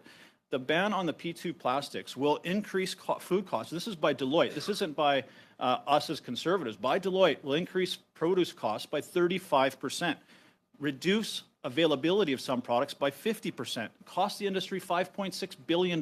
These costs will be passed directly on to consumers, increasing their grocery prices. So there are some things where you are responsible as a government that are rising, making these costs go up, and yet you are not taking responsibility for those decisions. Listen, sir, I take responsibility for my actions. You know, if you look at what we did since I started in the last few months, just look at my record. We met the CEOs. Your record was to refuse to answer any questions I gave you. We met with the grocery CEOs. We made the most comprehensive reform on competition.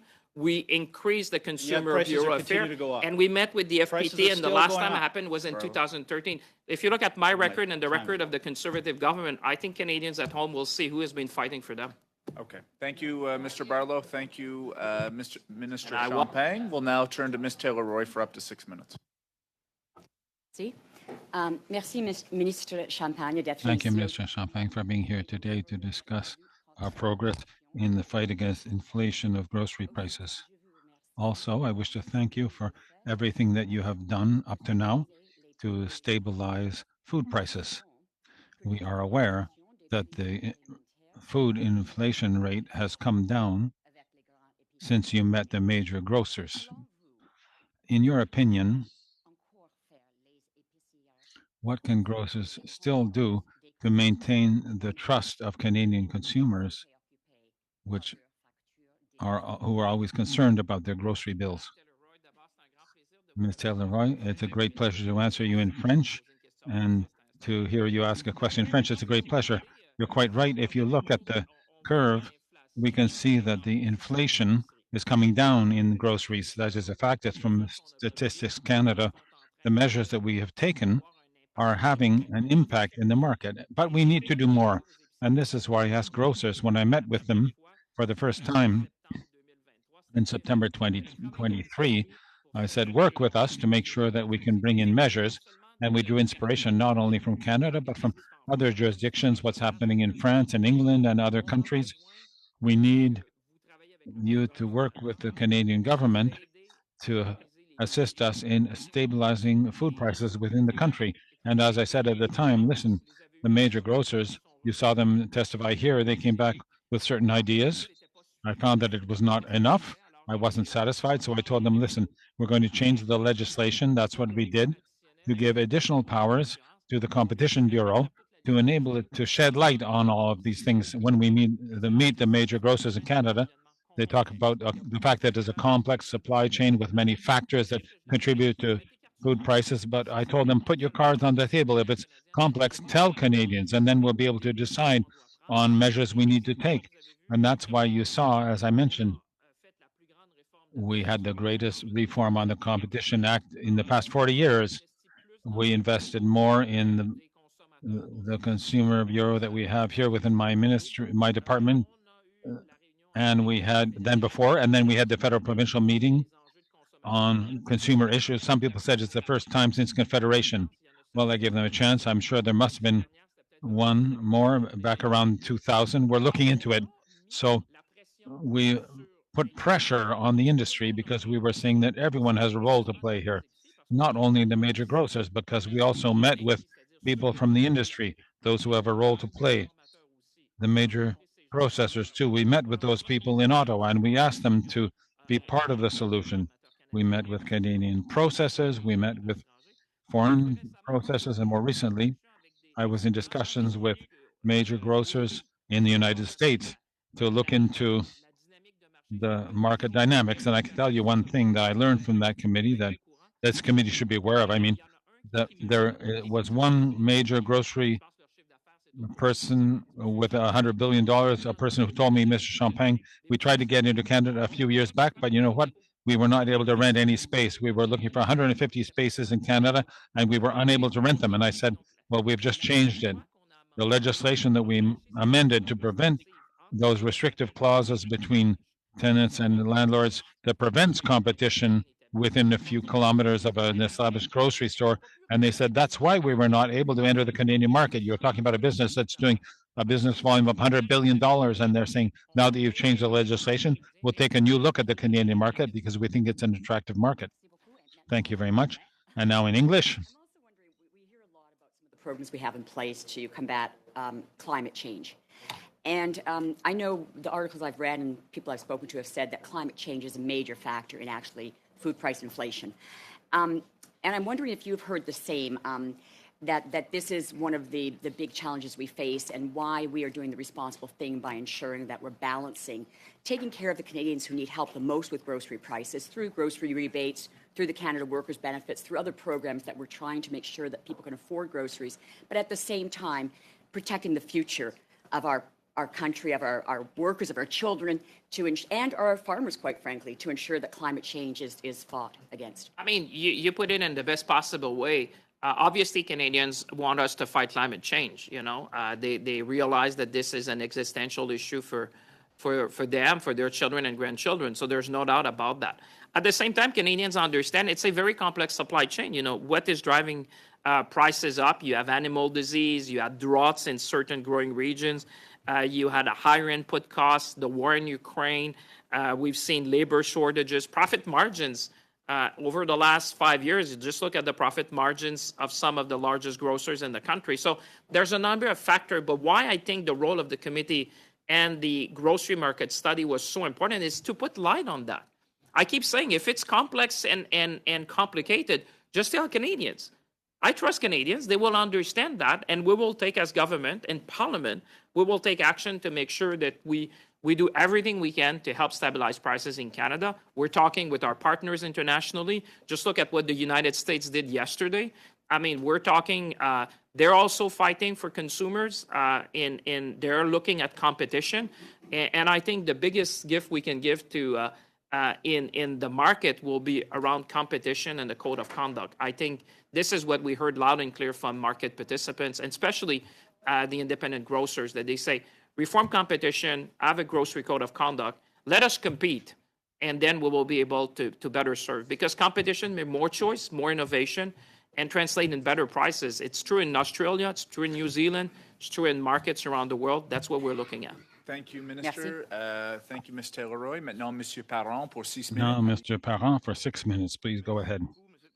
Thank you very much, Chair, and thank you, Minister, for being with us, and for the representatives with you. Thank you for being available. Minister, I've been listening to what you've said, and I was pleasantly surprised to hear you say that the meeting you had with the 5 CEOs was not satisfactory for you, actually, because you said, I didn't have any results, so we're going to do something different.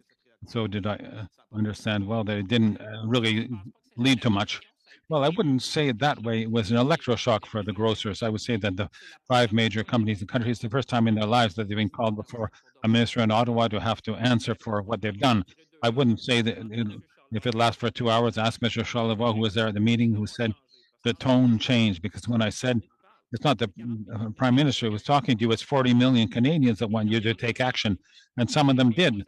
But I'm not satisfied. That's why I told them there are going to be actions and consequences. And the consequences are changes in the legislation. And they've seen that we're ready to do more. Minister, we also received in this same committee here last spring, before you called them to Ottawa, they had come to the Hill previously, they came here. The Minister of, I was the Minister of Industry, yes, before the Minister of the Industry, but the results that it gave were not sufficient because we had access to documents, which unfortunately we cannot discuss, but we agree with one thing, there wasn't much in there. I'm happy to hear that from you. That meeting, if you say it had an electroshock effect on them, don't you want to call them in once again, Walmart and Loblaws, and say why they're not in the code? We did our letter, we did what we needed as a committee, but if it had some punch, maybe it would be a good idea. First of all, Mr. Parent, thank you. And I welcome you. You're a nearby neighbor in my district, and agriculture affects our two districts. But I speak to them. I've spoken to them after that meeting. You know me. I'm not the kind who lets things slide, and there are a lot of initiatives. And Minister Montaigne from Quebec also did a lot of the work. Minister Bibeau as well, before Minister McCauley. It's a 2-year job, and that's why the Grocery Code of Conduct is important. You can be assured that we continue to pressure Loblaws and Walmart because I think it's an aspect, a critical aspect that we need in Canada. And I can tell you that, as I said, there's going to be a code of conduct one way or the other. So if they do it voluntarily, so much better. We hope for that. That's what the participants work towards. But if they don't do it, we're going to have to act together. Thank you, Minister. I'm sorry for cutting you off, but time is short. We know one another, but my job is to ask the questions. That's why we're here. So that's pleasant. So we talk about competition, and I heard your answers to the previous speakers, and it's important to have more competition. We agree on that, and we're pleased. We supported that, but recently we got people to come in from the Competition Bureau, the 56. We need something more to prove that the mergers are not harmful to competition and bring in standards for better compensation.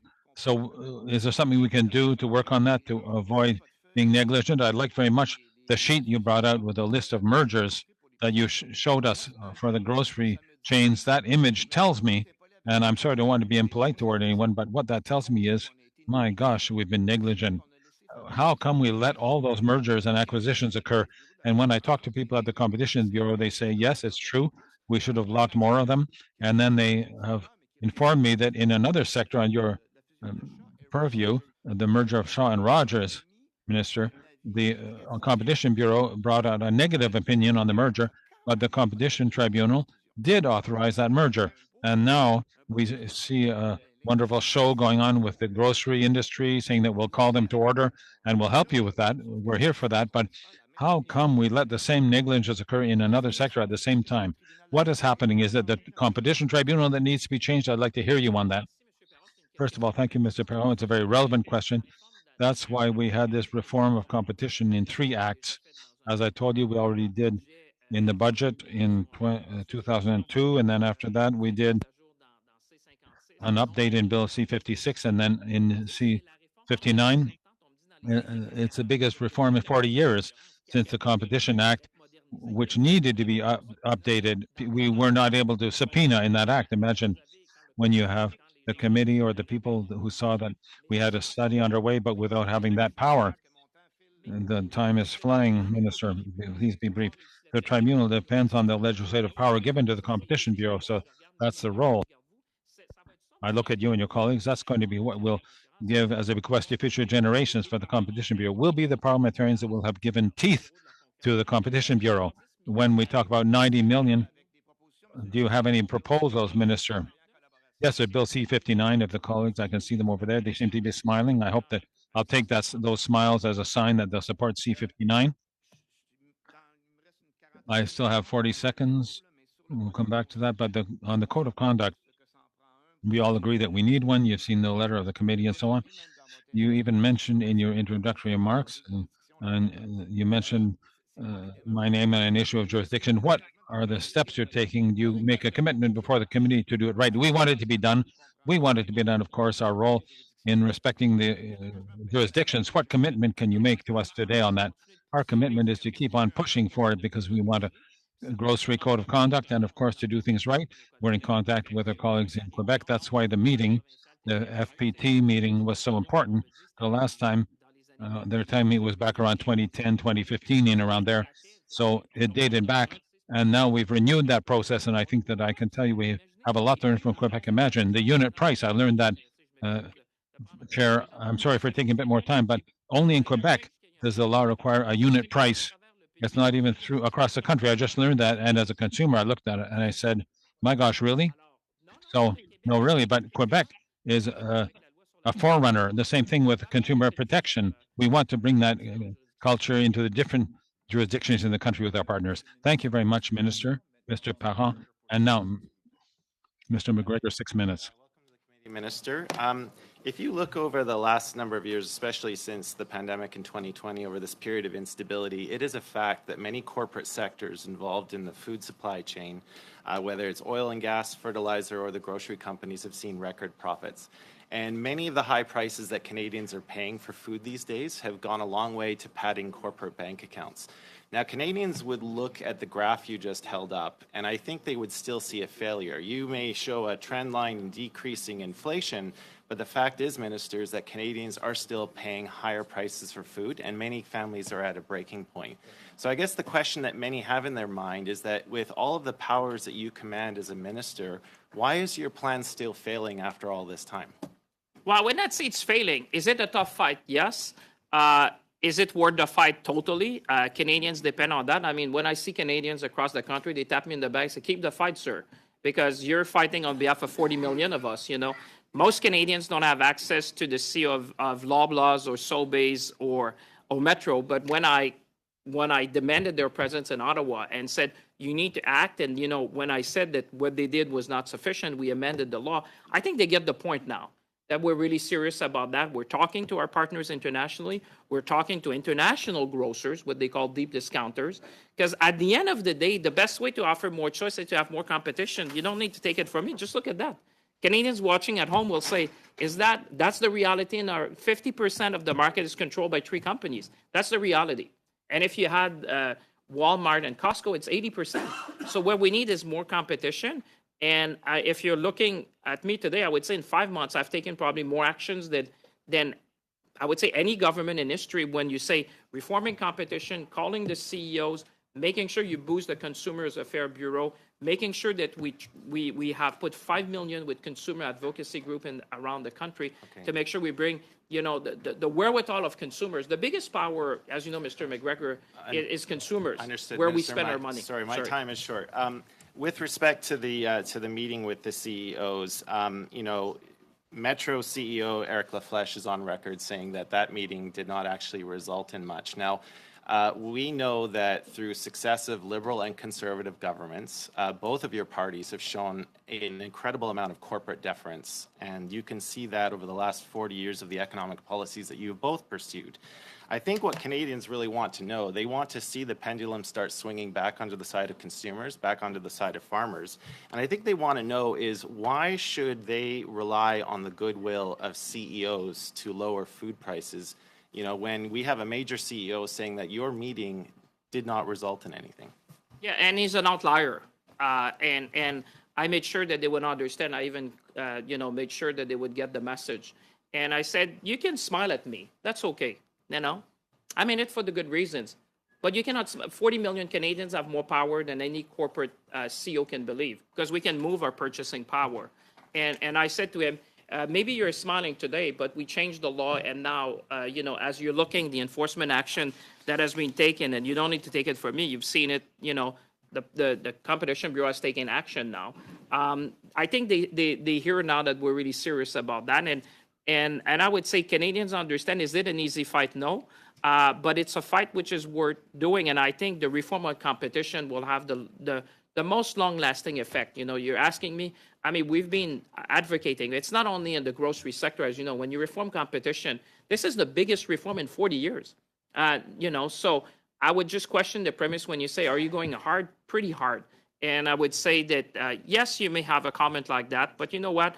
At the end of the day, I said, you can smile at me, but you cannot smile at millions of Canadians, because at the end of the day, they're the one making the final decisions. Well, Minister, I think there's also room for improvement. You know, if you look on, let's take the Competition Bureau and the Competition Act, and indeed the Competition Tribunal. So a couple of weeks ago, there was an important vote in the House of Commons on NDP leader Jagmeet Singh's bill C-352. You know, bolstering increased legislative muscle to both those bodies. The only party that voted against that bill was the Liberal Party, including yourself. Thankfully, that bill is now gone to committee. But I guess when Canadians are looking for increased legislative action to fully equip our agencies for looking after these on behalf of Canadians, they want to know why you're voting against increasing powers to the Competition Bureau, to the Competition Tribunal. Why are you against those legislative measures? Well, I'm very happy for Canadians watching because we've already done it. It's in Bill C-59. You know, we took the good ideas that were put forward and we added to that. So the reason why we say we don't need a private member's bill, because we have a government bill that goes further. Canadians want to make sure we go further, and that's the reason. For folks at home, it's very simple, because the bill we had as a government was going further and incorporating a lot of the things that you were mentioning, but even going further. I mean, expert would say it's the largest reform on competition that you've ever seen. We're going to lengthen the limitation period for notified mergers. We're going to have more private enforcements. We're going to make sure that the competition commissioner will not face cost awards like we've seen last time in the Shaw-Roger transaction. I would say we're going full out to make sure that we'll have more competition in this country, and I appreciate the help and the support of the NDP in that. Thank you, Mr. McGregor. We'll now turn back to the Conservatives. So, colleagues, if we do exactly 2 rounds, it'll be at 1 o'clock. Minister, I know you've got a busy schedule, but I might try to get a 3rd round in from the Conservatives and Liberals, just because there was an anticipation of 3 rounds, even if it is shortened. But we'll make sure that we try to move on that basis. Mr. Perkins, for up to 5 minutes. Minister, as you know, because we've had lots of conversations since I became your critic, I spent more than 20 years of my career in retail, on both the C-suite and the executive and on boards. So I'm going to ask you, what is the gross profit margin of the major grocery players? The gross profit margin on grocery. Well, I would say what we've seen, and by the way, I'm happy that you're following me at every committee. It's great to have the opportunity. I see you in the House and I see you at every committee. No, but it's always great. I'm saying that, you should be happy. You know, you have a minister who says it's great to see you. What I'm saying is that what you've seen in the last 5 years is that profit margins of the large grocers have primarily doubled in this country, and that is of concern. Sorry, Mr. Minister, that's incorrect. They've been flat. They're about 3.7 to 4%. And they pretty much averaged around there. And you had a meeting with the grocery retailers. Did you have a meeting with the... Just look at Stats Canada, sir. I know you don't have your glasses. I'm sorry. Look at Stats Canada. Hold on. Here. Sorry, Mr. No, I've stopped the clock, Mr. Perkins. Now, if you look, your time is yours, and I have to balance that. But if you ask a question, you may not like what the minister has to say, and then when he responds, if you want to counter what he has responded with another piece, then we'll go back. But out of respect to the translators, we will balance this. So you have 3 minutes and 55 seconds left. Over to you. Thank you. I'm sorry, I just read the annual reports, and maybe you don't read them. Did you meet with any of the manufacturers of the products that the grocers buy? I met with a number of them, and the list it's even public. Okay, I don't need you to read the list. So because you met with them, you must know what the gross profit margin of Procter & Gamble is. Listen, I certainly would want to put pressure on them, but I don't know where you're going with that. Are you trying to defend the profits of the large grocers in Canada so Canadians can watch that? No, I just want to understand where you're going with that. All right, I'm going to stop. Mr. Perkins, I have the floor as the chair of this. you will stop talking because I'm the chair of this committee. I appreciate that you're having a back and forth, but we have translators that we want to be respectful to. So again, ask the question. If the minister takes too long or meanders, I will then cut him off and go back to you. But I do not need 3 people or 2 people talking at the same time. You have 3 minutes and 25 seconds. Go ahead. I'm sorry, Mr. Chair. I was just trying to answer the minister's question that he posed to me, and that is 53%. Do you know what the gross profit margin of Kraft or PepsiCo are? Because I believe you're not putting the emphasis on where the price is going up. As a person who has worked in retail, I have to deal with the price of the product that's sold to me that's manufactured. You don't make them. Now, have you met with those groups, and what are you pressure are you putting on them to reduce their monopolistic gross profit margins at more than 50%? So I'm very happy to answer that. And by the way, I met with Representative Unilever, of Lassonde, of Nestle, of Lactalis, of Smucker Foods, of Kraft, and the list goes on. So definitely I met with them. And I told them one thing, that we expect them to play their role in order to stabilize prices. And I even talked to international colleagues, Mr. Perkins, not only in Canada, but I'm talking to our G7 partner to say, what can we do together to make sure that this is, that we have more stability in the prices. And I'm not just looking at the grocers. I understand that. I spend my life in business just as you, sir. But I understand that everyone has a role to play. But one thing that we have to be clear is that the grocery retail profit margins have nearly doubled in the last 5 years. And that if you don't believe the Competition Bureau or Stats Canada, sir, we have a fundamental problem.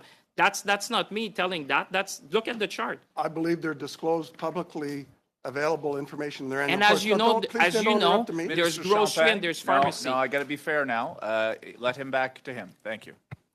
So you've had zero impact on that part of the business. You've had zero impact on the retail side of the business. And transportation, as a retailer, transportation is one of the biggest costs, transportation and energy in the stores. So can you tell me how putting 2 carbon taxes on the fuel that causes the transport costs to go up that as a retailer I have to pass on to consumers actually lowers grocery prices? No, Mr. Perkins, I like you very much, but look at this chart. I don't have to say much more. If you think that our action has no impact, look at the numbers. Do you want me to quote them for you? In August 23 was 6.9. In September was 5.8. October 23 was 5.4. In November 23 was 4.7. And in January 24 was 3.4. Those are the food inflation rates, sir. If you're asking me if our actions is having impact, look at the chart, sir. I'm happy to give you a copy. Yes, the trend is going in the right direction. I asked you how increasing the carbon tax on one of the most expensive parts of retail, transport, lowers grocery prices. How does it do it? Sir, I would be happy to respond to you. I would refer not to just me, but the Bank of Canada. The Bank of Canada said that there might be a small impact for carbon pricing on food price inflation, less than 0.2%.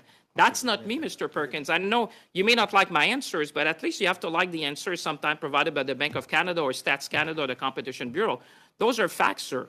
I'm just referring to establish facts that have been done by other agencies. To Canadians that see grocery inflation up every month, up higher than the inflation prices, sir, that you're telling Canadians grocery prices are going down? 3.5. Sir, it's not me, it's Stats Canada. Look at the chart, sir. Mr. Perkins. Look at the chart, sir. If you don't believe Stats Canada, then, sir, I guess, you might be one of those in Canada. But I would say most Canadians would believe Stats Canada. Mr. Perkins, we're up, it doesn't go down.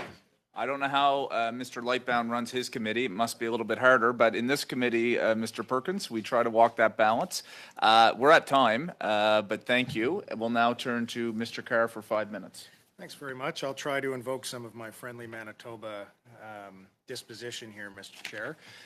Minister, thank you very much for being here. I did want to go back in my preamble, which may be a little bit longer than some of my colleagues, to some statistics that we have available to us. And I've heard my Conservative colleagues from across the way, of course, during this committee and in the House talk a lot about food inflation. I want to draw the committee's attention, if I may, to a couple of statistics. One is, I know that you had talked about food prices beginning to stabilize around Thanksgiving. Now, I remember Thanksgiving well because my birthday is in and around there. That would be October. Now, when I look at this graph, which is similar probably to the one you have, which is from Statistics Canada, provided to us by the Library of Parliament, provided to us by the analysts of this committee, it tells us that in the month of October, grocery prices had stabilized substantially since March, May, July, down to about 6%, and now down to the most recent data we have, January of 2024, to 4%, which is essentially on par with the Consumer Price Index. I also hear my colleagues talk a lot about the carbon price and the concern that they have about its contributions to food inflation in Canada. I think, as you've mentioned before, Minister, we have seen a variety of different factors that are contributing to the cost of living across the world, whether that was pandemic, disruption, supply chain management issues, war between Russia and Ukraine, et cetera. I'm going to refer back to a chart that I have referred back to on a number of occasions throughout this committee and in the chamber during debate. This comes from data in 2023 from the OECD showing that Canada is essentially on par with the United States in terms of where its position is in the G7. That would be tied for second lowest in the G7 for food price inflation. How is it, I ask, that in a jurisdiction where there is not a price on pollution, that the price of food and the inflation related to the cost of food can be on par with a jurisdiction where there is one? I have yet to hear my colleagues answer that question adequately. Perhaps it's because they don't want to believe the data.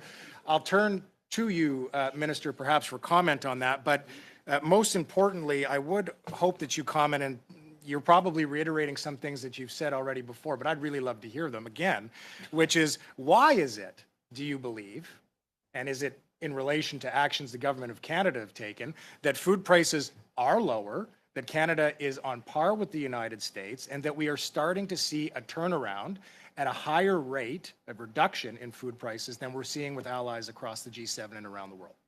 Listen, I very, very much like the question. I think you're right. And I'll go back also to the question before.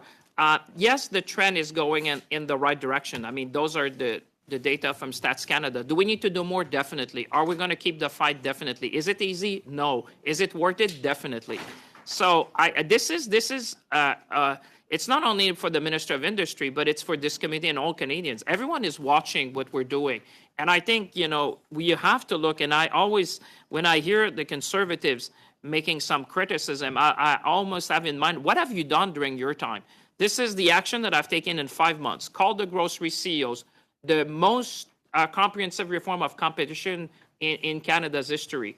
We have made a record investment in Consumers Affairs Bureau, and we had probably one of the first FPT meeting on Consumers Affairs. This is just us. So that's why I'm saying when I look at our record, I feel pretty good. Do we need to continue the fight? Definitely. Is there a number of macro things? I think Mr. Perkins was trying to allude, or I don't know if he was trying to defend the profit margin of some. That would be concerning to most Canadians. But what I'm saying is that we understand it's a complex supply chain. But what I'm saying is that there's also data that we've seen profit margin increase. Now, there's a lot of macro issues that are going on. The war in Ukraine, we came out of COVID. There are supply chain issues that we have seen. We've seen droughts in some place where we're growing, animal diseases. So we understand. But my point is that when I talk to the CEOs of the growth, they say it's complex. I said, let's put the cards on the table. And to the question before, are we putting pressure on international food processor? Definitely. Are we pushing them? Definitely. Are we talking to our allies to put pressure? Definitely. Is that easy? No. Are we going to continue the fight? Yes.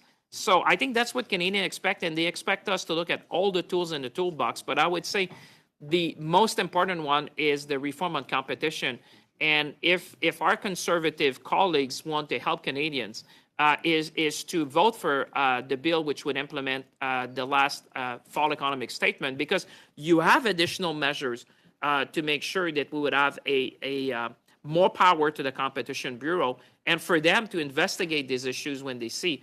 I don't think the way is to defend the profit margin of large international grocers. I don't know where our Conservative colleagues was going with that.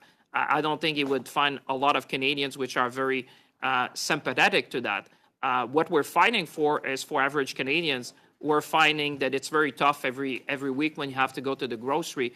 And, they say, keep up the fight, sir. We're going to be with you. And I think this is our duty as elected official, not just as minister, but we know that when you talk to Canadian, it's about affordability, it's about grocery, it's about housing, it's about opportunities. And I would wish that we could come out, Mr. Chair of this committee, that Canadians watching at home, and I'm sure there's many watching, looking, and they say, these people get it. They're working together. So my plea to colleagues on the Conservative side is join the fight and be with us to fight for consumers. Don't start trying to defend the profit margin of large international processors. I'm not sure that's a winning argument. Thank you, Minister. Thank you, Mr. Kerr. That's at time. We now have Monsieur Parent, 2 minutes 30 seconds. Mr. Parent, 2 minutes and 30 seconds, please. Thank you, Chair. Mr. Champagne, 2 minutes and 30 seconds is not long. I'll try to be brief. The Competition Tribunal referred once again to the Rogers and Shaw case. You said that you agreed that there's more to be done than C-56, and we agreed on that. You'll work on it. Excellent. The code of conduct. You're going to do things according to standards, and you've made a commitment to do it with the ministers and provinces directly so that it applies everywhere at the same time, so that it can work. You said yes to that as well. We're already working with the provinces. I spoke to Minister Lamontagne of Quebec, and my colleague, Mr. Macaulay, is in contact, and Mr. Bibeau worked with him. We're working hand in hand with them because we have the same interests.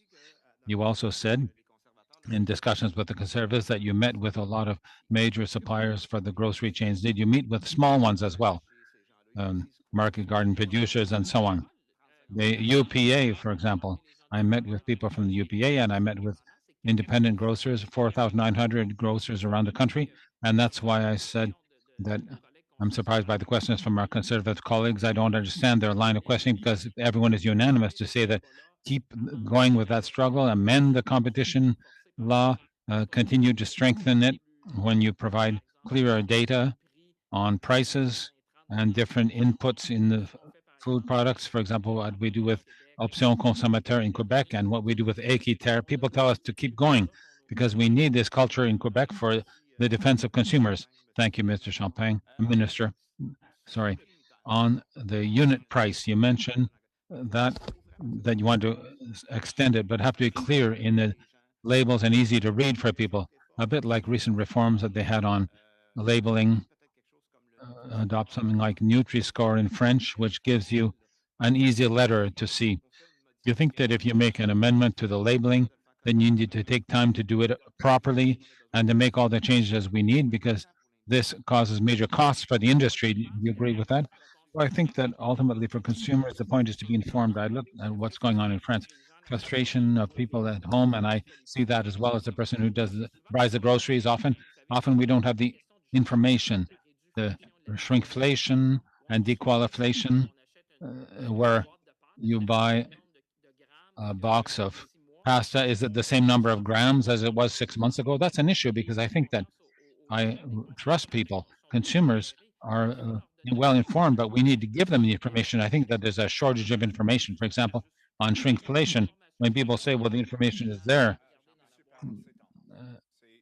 Mr. Parent, no more time, unfortunately. I'm sorry. Mr. Parent. I'm sorry. Now we have Ms. Idlou for up to 2.5 minutes, please. Thank you, Chair. I'd very much appreciate if you could keep your responses brief, as I have quite a few questions that I would like to ask you. I'll be asking questions mainly about the Nutrition North program. Northerners have been ignored for years when they've complained that Nutrition North doesn't work. It's taken a university study to nationalize the issue. The report from the university has said that only 67 cents of a dollar towards the subsidy only goes towards consumers. Is it your intent as the minister to keep subsidizing these greedy CEOs instead of Northerners? Well, first of all, I want to say thank you for the question. When I spoke to the Independent Grocer Association, I also had the chance to speak to a number of grocers in Northern region and rural. I come from rural Canada, so I'm very familiar, not exactly in the north, as you would say, where Nutri-North applies, but there are a number of issues around Nutri-North, and I know that my colleague, the Minister for Northern Affairs, is seized of that, and I know he's looking at that because the impact of food prices is not equal across Canada. Whether you're in a major urban center where you have more competition or in I'm rural. so sorry to interrupt you. I have more questions. I was in one community where there's the Northern Store, which receives the subsidy, as well as a local co-op, which also received the subsidy.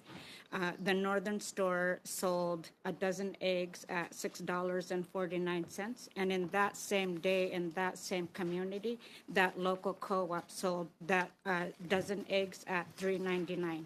Having heard this, do you think that Nutrition North is working? Well, you're highlighting an issue. That's why we need to look into that. I can tell you another issue that I've heard during COVID-19, and that was very concerning to me. I've heard that some suppliers would prioritize supply to the large banners as opposed to the independent grocers. And I've even heard stories where independent grocers in smaller communities could not get the same goods, but you could find them in one of the large banners, which is very concerning because that would mean that people have been prioritizing their relationship. Very quickly, you're not answering my question. I just wanted to ask one more quick question with a quick fact.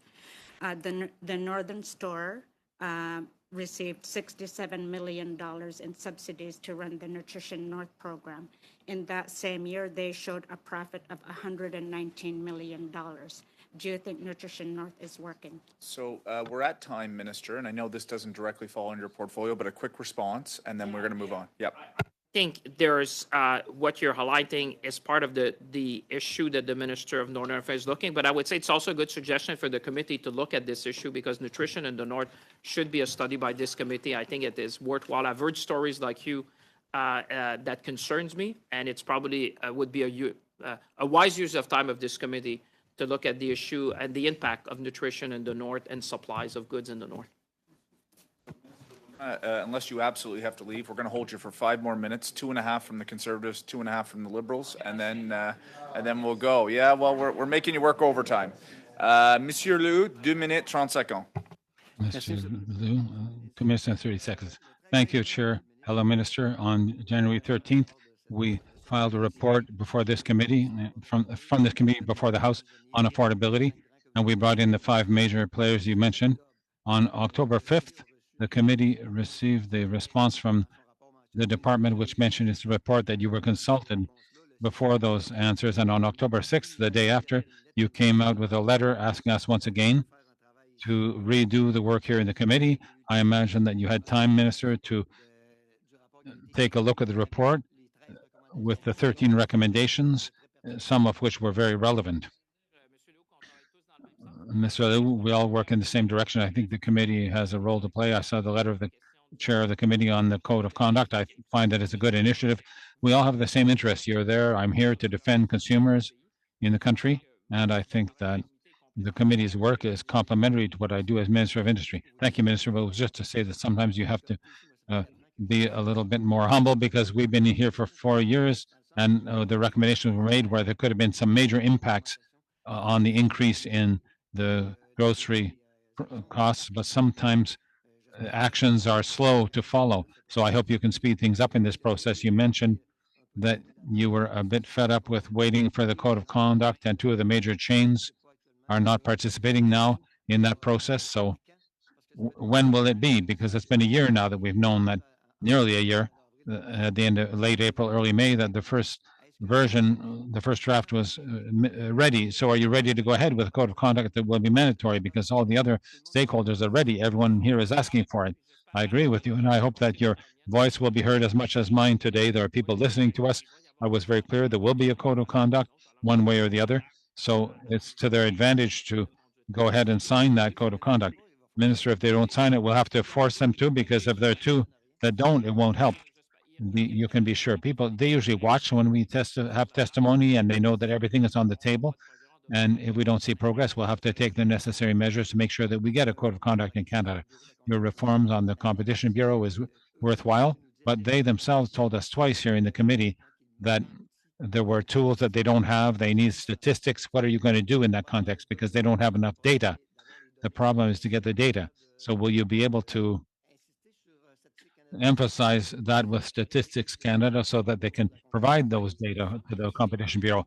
It was that and the new powers we gave them. You know, in Bill C-56, now they have the power, legal powers to get information. So that's why the first study was incomplete, because people could say thank you, but no thanks when you ask for information. So now I think we're better equipped, and what we put in there to make sure that they have the means to implement the Competition Act, I think it's going to make a big difference. Thank you very much, Mr. Lehoux and Minister. Finally, Mr. Lewis, 2 minutes and 30 seconds, please. Thank you, Minister, for being here and for our study to stabilize food prices. Our work on this committee, your work as Minister, we're all looking out for families, the costs that they face putting food on their tables. And we're also looking out for the farmers who are growing the food because they can't set the prices that they're selling at. So we've learned that there's no one thing that's causing these grocery prices to be where they're at. And there's no single solution to make this a better situation. I appreciate the work that you've been doing, the message that you brought today. We talked about reforming competition, strengthening the Competition Act, summoning the grocery CEOs. We've had them here before our committee, and you've sat down with them as well, and pushing for that grocery code of conduct. So I wanted to give you this final minute or so and speak directly to Canadians about the measures that we're taking, how they're about fairness, how about they're addressing families' needs, looking out for those families, putting groceries on the table, and also looking out for our farmers who are feeding us. I appreciate that. And I think the key message is that we have your back. Canadians have seen that during the pandemic. You know, is that easy? No.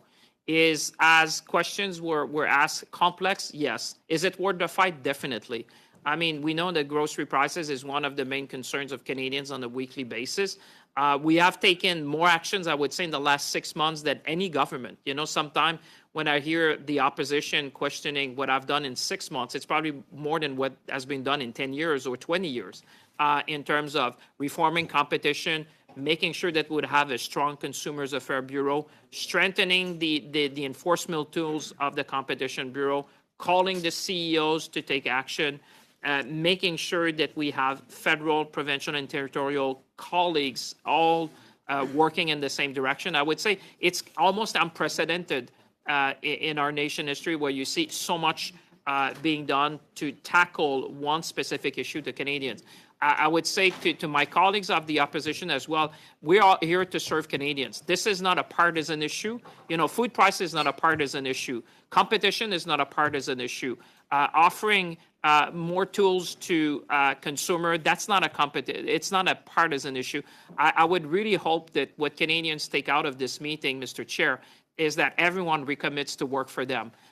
Families are faced with high food prices across the country. There's no magic solution. It's not like I can turn a switch that would, you know, immediately provide relief. It's trending in the right direction. Do we need to do more? Definitely. And I appeal to the best judgment of all my colleagues in the House.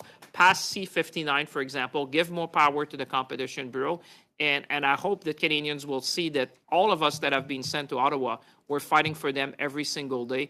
And I think that's what they expect from us. We want to be fair. We want to be constructive. We want more choice, more competition, and better price for Canadians. And that's what I commit to do. And that's what I will continue to do with your support, Mr. Chair. Thank you, Mr. Lewis. Thank you, Minister Champagne. Colleagues, I'll say on your behalf, thank you to the Minister for your appearance, for your work on behalf of all Canadians. The one thing I will say of your testimony that personally I think is extremely important is that there will be a grocery code of conduct if the voluntary process can't work itself out. I can appreciate you might not be in a position today to say when that would happen, but our committee would like to see that code of conduct as soon as possible. So I know you'll take that under consideration alongside your provincial and territorial colleagues. And thank you for being here today. Colleagues on the committee, just in terms of some reminders, recommendations on this study are due tomorrow. Of course, Minister Champagne was our last element of the study, but please have your recommendations into the analysts by tomorrow. And on Thursday, we will be studying C-355. Okay, meeting adjourned. We'll see you Thursday.